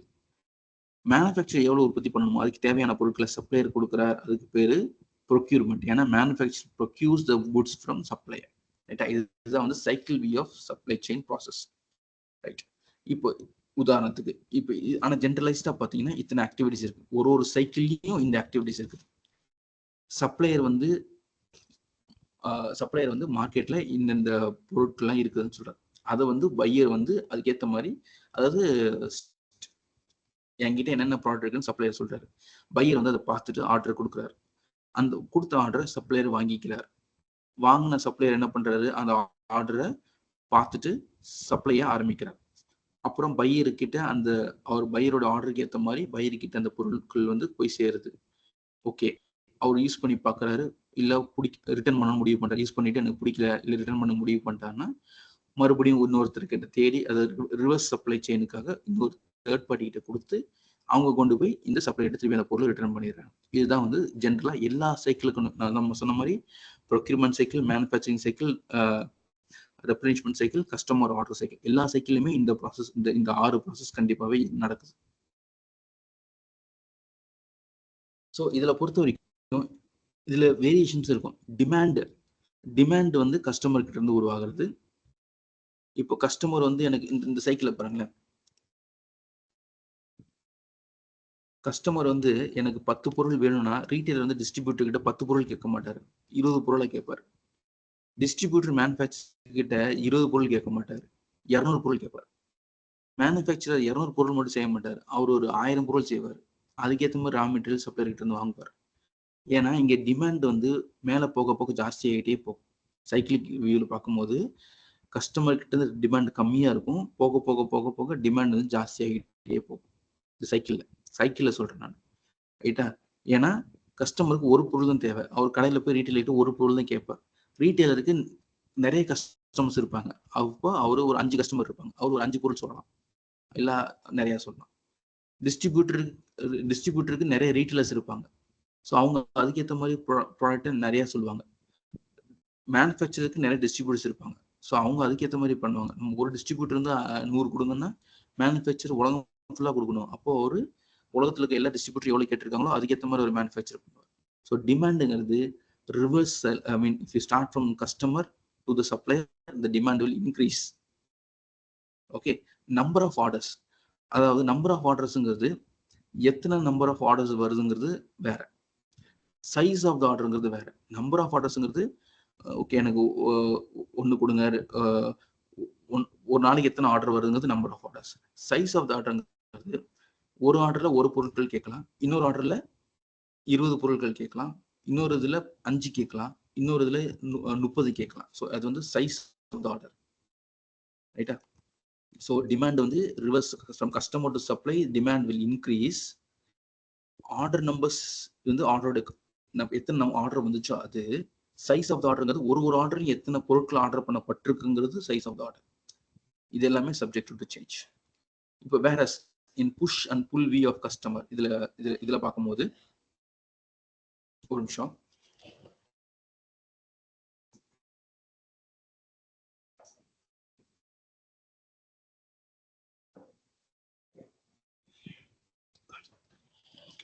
இந்த push pull view of supply chain, இதுல நம்ம வந்து சைக்கிளிக் வியூன்னு சொன்னோம், அப்புறம் புஷ் புல் சொன்னோம். இதுல புஷ் புல் நம்ம ஆல்ரெடி நம்ம லீன் மேனுஃபேக்சரிங்ல படிச்சிருக்கோம். இதை பத்தி புஷ்ங்கிறது கஸ்டமர் கிட்ட பொருட்களை வலுக்கட்டாயமா தள்ளி விடுறது, இல்ல கஸ்டமர் இவ்வளவு வாங்குவாங்களோ, கஸ்டமருக்கு இவ்வளவு தேவைப்படுமோ அப்படின்னு நினைச்சு நம்ம உற்பத்தி பண்ணி வச்சுக்கிறது பேரு புஷ். புல்லுங்கிறது கஸ்டமருக்கு இதுதான் தேவைப்படும், கஸ்டமர் ஆர்டர் கொடுக்குறாரு, ஆர்டர் கொடுத்ததுக்கு அப்புறம் தான் நம்ம பொருட்களை செய்ய போறோம், அதுக்கு பேர் வந்து புல் சிஸ்டம். புஷ்ங்கிறது கஸ்டமருக்கு என்ன தேவைப்படும் கஸ்டமர் சொல்ல, நம்மளும் கேட்கல, ஆனா நம்ம இஷ்டத்துக்கு மேனுஃபேக்சர் பண்ணி வச்சுக்கிறதுக்கு பேர் புஷ். ஸ்பெகுலேட்டிவ், அதாவது எதிர்பார்த்து வாய்ப்பு இருக்கு அப்படின்னு சொல்லி செய்யறதுக்கு பேர் புஷ். கண்டிப்பா இதுதான் ஆர்டர் கன்ஃபார்மா தெரிஞ்சதுக்கு அப்புறம் நம்ம செய்யறதுக்கு பேர் வந்து புல், ரைட்டா? இப்போ push system, full system. Push இருக்கு, புல் இருக்கு, ரைட்டா? இப்போ இந்த இடத்துல பாருங்க, இது எப்போ உடையுது, இந்த புஷ் ப்ராசஸும் புல் ப்ராசஸும் எப்போ உடையுது அப்படின்னா, எந்த இடத்துல டிஃபரன்ஸ் வருது அப்படின்னா, எப்போ வந்து கஸ்டமர் ஆர்டர் வருதோ அதுக்கப்புறமா நீங்க பண்ற ப்ராசஸ் எல்லாமே என்னது, கஸ்டமர் கிட்ட இருந்து ஆர்டர் வந்ததுக்கு அப்புறம் தான் நீங்க ப்ராசஸ் ஆரம்பிக்கிறீங்க, அதுக்கப்புறம் தான் உங்க சப்ளை செயின் ப்ராசஸ் நீங்க ஆரம்பிக்கிறீங்கன்னா அதுக்கு பேர் என்னது, புல் சிஸ்டமா மாறிடுது. கஸ்டமர் ஆர்டரே வரல, நானே வலுக்கட்டாயமா கஸ்டமர் கிட்ட டோரா போய் கேட்டு விற்கிறேன் அப்படின்னா அது புஷ் சிஸ்டம் ஆயிடுது. ஸோ அப்போ இந்த இடத்துல 2 விதமான இது வருது. அப்போ make to stock or build to order. Made to ஸ்டாக்னா என்ன, ஒரு பொருளை செஞ்சு வச்சுட்டு கஸ்டமருக்காக வெயிட் பண்ணிக்கிட்டே இருக்கிறது make to stock. Build to order அப்படின்னா கஸ்டமர் கிட்ட இருந்து ஆர்டர் வந்ததுக்கு அப்புறமா தான் அந்த பொருளை உற்பத்தி பண்றதுக்கு பேர் வந்து பில் டு ஆர்டர். அப்போ மேக் டு ஸ்டாக்ங்கிறது ஆட்டோமேட்டிக்கா புஷ் சிஸ்டமா மாறிடும், பில் டு ஆர்டர்ங்கிறது ஆட்டோமேட்டிக்கா என்னது, புல் சிஸ்டமா மாறிடுது. நம்ம லீன் மேனுஃபேக்சரிங்ல ஆல்ரெடி புஷ்ஷுக்கும் புல்லுக்கும் நிறைய டிஃபரன்ஸ் பார்த்துருக்கோம். ஸோ அப்போ மேட் டு ஸ்டாக்ங்கிறது புஷ், பில்டு டு ஆர்டர்ங்கிறது புல், சரிங்களா? அப்போ மேக் டு ஸ்டாக்ல எப்படி இருக்குது அப்படின்னா, இதே தான் ப்ராசஸ். மேக் டு ஸ்டாக்ல கஸ்டமர் ஆர்டர் வருது, நம்ம ஆல்ரெடி பார்த்த மாதிரி manufacturing cycle, replenishment cycle, procurement cycle இந்த பக்கம் இருக்குது. ஏன்னா இங்க இதுல ஒரே ஒரு சைக்கிள் என்னது, என்னது கஸ்டமர் ஆர்டர் சைக்கிள், அதுதான் வந்து இந்த பக்கம் வந்துருது. ஏன்னா கஸ்டமர் ஆர்டர் பண்ணதுக்கு அப்புறம் தான் கஸ்டமர் ஆர்டர் சைக்கிள் ஆரம்பிக்கும், அதனால இந்த பக்கம் கொடுத்துருக்கோம், ரைட்டா? இப்போ மேட் டு ஸ்டாக், இதுக்கு ஒரு எக்ஸாம்பிள் சொல்ல முடியுமா? மேட் டு ஸ்டாக் எக்ஸாம்பிள் வந்து இக்கியா. பெங்களூர்ல கூட இக்கியா ஹைதராபாத்ல இருக்குது. இங்க என்ன பண்றோம், நம்ம நிறைய பொருட்கள் செஞ்சு வச்சிருக்காங்க, கஸ்டமர் போய் ஆர்டர் பண்ணி இந்த பொருட்களை வாங்கிக்கிறார். ஆல்ரெடி செஞ்சு வச்சிருக்க பொருளை தான் நம்ம போய் வாங்குறோம். ரைட்டா? அதை வந்து IKEAல பண்றோம். இல்ல ஒரு பைக் இருக்கு. பைக் வந்து செஞ்சு வச்சுடுறாங்க. செஞ்சு வச்சதுக்கு அப்புறமா அந்த பைக்கை போய் நம்ம வாங்கிக்கிறோம். பைக் வந்து கஸ்டமர் ஆர்டர் பண்ணதுக்கு அப்புறம் தான் பைக் மேனுஃபேக்சர் பண்ணி குடுக்குறாங்களா என்ன? அப்படி கிடையாதுல்ல. ஸோ அதெல்லாம் வந்து மேக் டு ஸ்டாக். இப்ப அடுத்தது இது ரோல்ஸ் ராய்ஸ். ரோல்ஸ் ராய்ஸ் எடுத்தீங்கன்னா, அவங்க எப்பயுமே என்ன பண்றாங்க, அவங்களோட பொருட்கள கஸ்டமரோட ஆர்டர் வந்ததுக்கு அப்புறம் தான் செய்ய ஆரம்பிக்கிறாங்க. ஸோ நீங்க இங்க பாருங்களேன், நல்ல டிஃபரன்ஸ் தெரியும். இங்க வந்து ப்ரொக்யூர்மென்ட் சைக்கிள் இருக்குது. ப்ரொக்யூர்மென்ட் பண்ணி வச்சுக்கிறாங்க. ரெப்ளனிஷ்மென்ட் சைக்கிளும் இருக்குது. ஆனா, கஸ்டமர் ஆர்டர் குடுத்ததுக்கு அப்புறம் தான் கஸ்டமர் ஆர்டர் சைக்கிள் ஆரம்பிக்கும். அதுல எதுவும் ஆச்சரியமும் இல்ல. மேனுஃபேக்சரிங் எப்ப ஆரம்பிக்குது? கஸ்டமர் ஆர்டர் குடுத்ததுக்கு அப்புறம் தான் மேனுஃபேக்சர் ஆரம்பிக்குது. அதனால மேனுஃபேக்சரிங் சைக்கிள் வந்து இந்த சைடு வந்து புல் ப்ராசஸ் சைடு வந்திருக்குது. ரைட்டா? புல் ப்ராசஸ் சைடு பாருங்க. போனதுல வெறும் கஸ்டமர் ஆர்டர் சைக்கிள் மட்டும் தான் இருந்துச்சு. இதுல மேக் டு ஸ்டாக்ல. ஆனா பில் டு ஆர்டர்ல கஸ்டமர் ஆர்டர் கொடுத்ததுக்கு அப்புறம் தான் கஸ்டமர் ஆர்டர் சைக்கிள் ஆரம்பிக்கும். Okay fine. ஆனா மேனுஃபேக்சரிங் எப்ப ஆரம்பிக்குது? கஸ்டமர் ஆர்டர் கொடுத்ததுக்கு அப்புறம் தான் ஒரு ரோல்ஸ் ராய்ஸ் கார் செய்ய ஆரம்பிக்கிறாங்க. அதனால அது மேனுஃபேக்சரிங் சைக்கிள் இந்த பக்கம் தான் இருக்கு. ரைட்டா? மேனுஃபேக்சர் சைக்கிள் வந்து எந்த சைடு இருக்குது? புல் ப்ராசஸ் சைடு தான் இருக்கு. ஸோ அதுதான் பில் டு ஆர்டர் இருக்கும். பே டு ஸ்டாக்குக்கான டிஃபரன்ஸ். இது வந்து எதுல வருது? வியூஸ் ஆஃப் சப்ளை செயின்ல புஷ் புல் டைப்ல வருது. ரைட். இது போக நம்ம இந்த மாடலோட எண்டுக்கு வந்துட்டோம் கிட்டத்தட்ட. சப்ளை செயின் மேக்ரோ ப்ராசஸ் இருக்குது. சப்ளை செயின் மேக்ரோ ப்ராசஸ்ல வந்து 3 ப்ராசஸ்ங்கிறது ரொம்ப முக்கியம். உதாரணத்துக்கு உங்க உங்க சாரி நம்ம செல்போன் கம்பெனி ஆப்பிள் எடுத்துக்கோங்க. அவங்க சைனால நிறைய செய்யறாங்க. சைனால நிறைய அவங்களுடைய மேனுஃபேக்சரிங் பிளான்ஸ் வந்து நிறைய சைனால இருக்குது, இருந்துச்சு. சைனால செஞ்சு ஒரு போன் வந்து யூஎஸ்ஏக்கு எடுத்துட்டு போறாங்க. ரைட். இது பார்க்கறதுக்கு ரொம்ப ஈஸியா இது என்னது இருக்கு, அவங்க டிசைன்ஸ் கொடுத்துட்றாங்க, சைனால செய்யறாங்க, அங்கேயே மெட்டீரியல் எல்லாம் கிடைக்குது, அங்க செய்யறாங்க, கொண்டு போய் யூஎஸ்ஏல கொடுத்துட்றாங்க. இது பார்க்கறதுக்கு ரொம்ப ஈஸியா இருக்குது. ஆனா ரியாலிட்டியில ரொம்ப ரொம்ப கஷ்டம். இது நடக்கணும்னா 3 இது தேவை. ஒண்ணு வந்து கஸ்டமர் ரிலேஷன்ஷிப் மேனேஜ்மெண்ட், 2வது இன்டர்னல் சப்ளை செயின் மேனேஜ்மெண்ட், 3வது supplier relationship management. Customer relationship மேனேஜ்மெண்ட்னா ஒரு ப்ராடக்ட் வாங்கக்கூடிய கன்சியூமர், அதாவது கஸ்டமருக்கும் அந்த நிறுவனத்துக்கும் இருக்கிற தொடர்பு ரிலேஷன்ஷிப் அது எப்படி இருக்குதுங்கன்னா, அதுதான் அதை பத்தி அதை ஃபோக்கஸ் பண்றது பேர் வந்து கஸ்டமர் ரிலேஷன்ஷிப் மேனேஜ்மெண்ட். இதே இது அந்த பொருள் உற்பத்தி பண்றதுக்கு ரா மெட்டீரியல் தேவை. அந்த ரா மெட்டீரியல் சப்ளை பண்றது ஒரு சப்ளையர். அந்த சப்ளையருக்கும் அந்த மேனுஃபேக்சருக்கு இருக்கிற ரிலேஷன்ஷிப் வந்து நம்ம என்ன சொல்றோம்? சப்ளையர் ரிலேஷன்ஷிப் மேனேஜ்மெண்ட்னு சொல்றோம். இன்டர்னல் சப்ளை செயின் மேனேஜ்மெண்ட்ங்கிறது ஒரு கம்பெனி இருக்குது. அந்த கம்பெனில இருக்கிற ஒரு டிபார்ட்மெண்ட் இருக்கும். ஒரு ப்ரொக்யூர்மெண்ட் டிபார்ட்மெண்ட் இருக்குது, ஒரு மேனுஃபேக்சரிங் டிபார்ட்மெண்ட் இருக்குது, ஒரு குவாலிட்டி டிபார்ட்மெண்ட் இருக்கு, ஒரு ஹெச்ஆர் டிபார்ட்மெண்ட் இருக்குது, ஒரு ஃபினான்ஸ் டிபார்ட்மெண்ட் இருக்குது, ஒரு ஒரு ஒரு ஒரு சப்ளை செயின் டிபார்ட்மெண்ட் இருக்குது, ஒரு வேர்ஹவுஸ் மேனேஜ்மெண்ட் டிபார்ட்மெண்ட் இருக்குது. இது எல்லாம் சேர்ந்து ஒருத்தருக்கு ஒருத்தர் இருக்காங்கல்ல, ஒரு ரிலேஷன்ஷிப். அதுக்கு பேர் வந்து இன்டர்னல் சப்ளை மேனேஜ்மெண்ட். ரைட்டா? இதெல்லாம் வந்து இன்டர்னல் சப்ளை மேனேஜ்மெண்ட்ங்கிறது ஒரு நிறுவனத்துக்குள்ள நடக்கக்கூடிய எல்லா விதமான இதையும் பார்த்துக்கிறதுக்கு பேர் இன்டர்னல் சப்ளை செயின் மேனேஜ்மெண்ட். ஒரு நிறுவனத்துக்கும் அதோடைய கஸ்டமருக்கு இருக்கிற பந்தம் வந்து கஸ்டமர் ரிலேஷன்ஷிப் மேனேஜ்மெண்ட். அந்த நிறுவனத்துக்கு ரா மெட்டீரியல் தரக்கூடிய மூலப்பொருட்களை தரக்கூடிய சப்ளையர் நிறுவனத்துக்கும் மேனுஃபேக்சருக்கும் நடுவில் இருக்கிற அந்த பந்தத்துக்கு பேரு supplier management, supplier relationship management. இதை வந்து நம்ம சுருக்கமா எஸ்ஆர்எம் சொல்லுவோம். கஸ்டமருக்கும் இருக்கு அந்த நிறுவனத்துக்கு இருக்கக்கூடியது சிஆர்எம். இன்டர்னலா இருக்கிறதுக்கு வந்து இன்டர்னல் சப்ளை செயின் மேனேஜ்மெண்ட். ரைட்டா? ஸோ இதுதான் அதோடைய அர்த்தம். ஓகே. இவங்க என்ன பண்ணுவாங்க? இப்போ சப்ளை ரிலேஷன்ஷிப் மேனேஜ்மெண்ட்ல என்ன பண்றாங்கன்னா, சப்ளையருக்கும் அந்த நிறுவனத்துக்குமான தொடர்பு. இவங்க என்ன பண்ணுவாங்க? ஓகே, இந்த பொருள் எனக்கு ஒரு ரா மெட்டீரியல் தேவை, ஒரு செமிகண்டக்டர் தேவை. இந்த செமிகண்டக்டர் நான் எந்த நிறுவனத்துக்கிட்ட இருந்து எனக்கு சப்ளை பண்ணக்கூடும்? ஒரு தாய்வான்ல ஒரு சப்ளை செமிகண்டக்டர் இண்டஸ்ட்ரி இருக்கு. அந்த செமிகண்டக்டர் இண்டஸ்ட்ரியில நான் பேசுறேன். அப்போ ஒரு செமிகண்டக்டர் இண்டஸ்ட்ரி தாய்வான்ல இருக்கு. தாய்வான்ல இருக்க கம்பெனியும் ஓசூர்ல இருக்க ஒரு கம்பெனிக்கும், ஓசூர்ல இருக்க கம்பெனி தான் பெரிய கம்பெனி. ஸோ தாய்லாந்து நிறுவனத்துக்கிட்ட பேசுறாங்க. தாய்லாந்து வந்து இப்போ சப்ளையர் ஆயிரு, தாய்வான் நிறுவனம் வந்து இப்போ சப்ளையர் ஆயிருக்கும். மெயினான நிறுவனம் வந்து ஒரு ஓசூர்ல இருக்க ஒரு பெரிய கம்பெனி. ஸோ இப்போ இவங்களுக்கு வந்து சோர்ஸ் பண்றாங்க. அங்கிருந்து செமிகண்டக்டர் சோர்ஸ் பண்றாங்க. அதுக்கு முன்னாடி என்ன பண்ணுவாங்க? அவங்க கிட்ட நெகோஷியேட் பண்ணுவாங்க. அவங்க வந்து ஒரு விலை சொல்றாங்க. இவங்க அந்த விலைக்கு ஆகாதுங்க, கொஞ்சம் கம்மி பண்ணி கொடுங்கன்னு இவங்க நெகோஷியேட் பண்றாங்க. அதுக்கப்புறமா அந்த பொருள் வந்து வாங்கப்படுது. இது வாங்க முன்னாடி அவங்களுக்குள்ள ஒரு டிசைன் கொலாபரேஷன். ஓகே, எனக்கு இந்த மாதிரியான செமிகண்டக்டர் வந்து இந்த சைஸ்ல எனக்கு செஞ்சு கொடுங்க. அப்புறமா சப்ளை கொலாபரேஷன் அந்த தாய்மால இருக்க நிறுவனம் வந்து நேரடியா அந்த பொருட்களை வந்து ஓசூர்ல இருக்க நிறுவனத்துக்கு அனுப்ப போகுதா, இல்ல ஓசூர்ல இருக்க நிறுவனம் வந்து அதுக்கான டிரான்ஸ்போர்ட் அவங்க பாத்துக்க போறாங்க.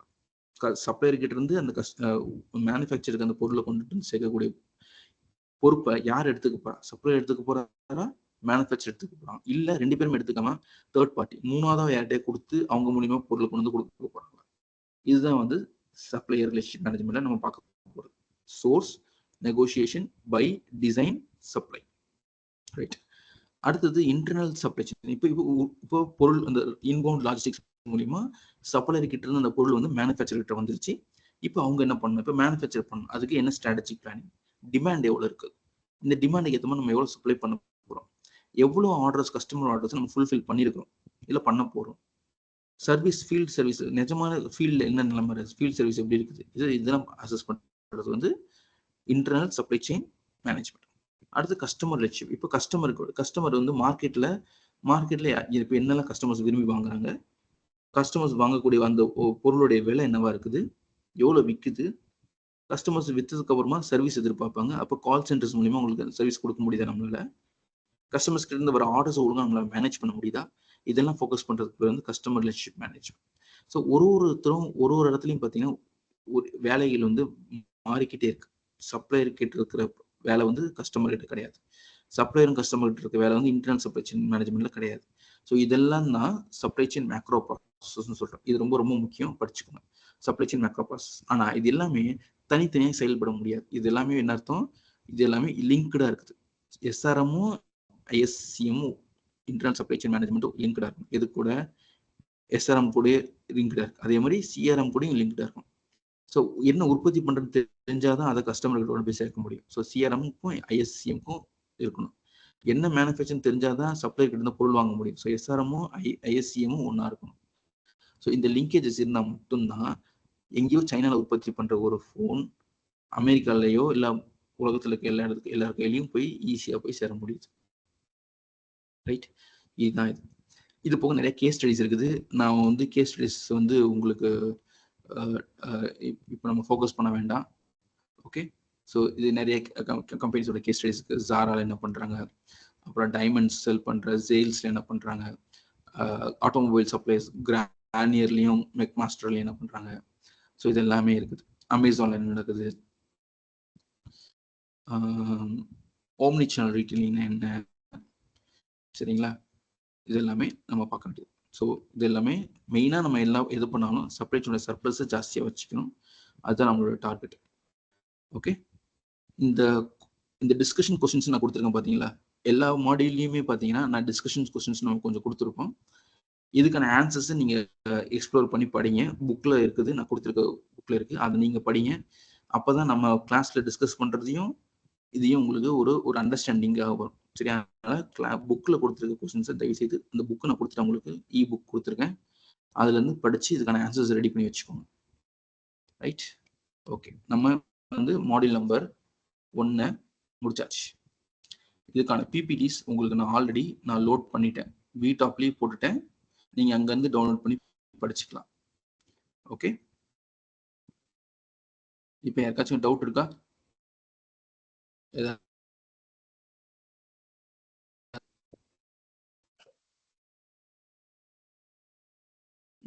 நான் ரெக்கார்டிங் ஸ்டாப் பண்ணிக்கிறேன்.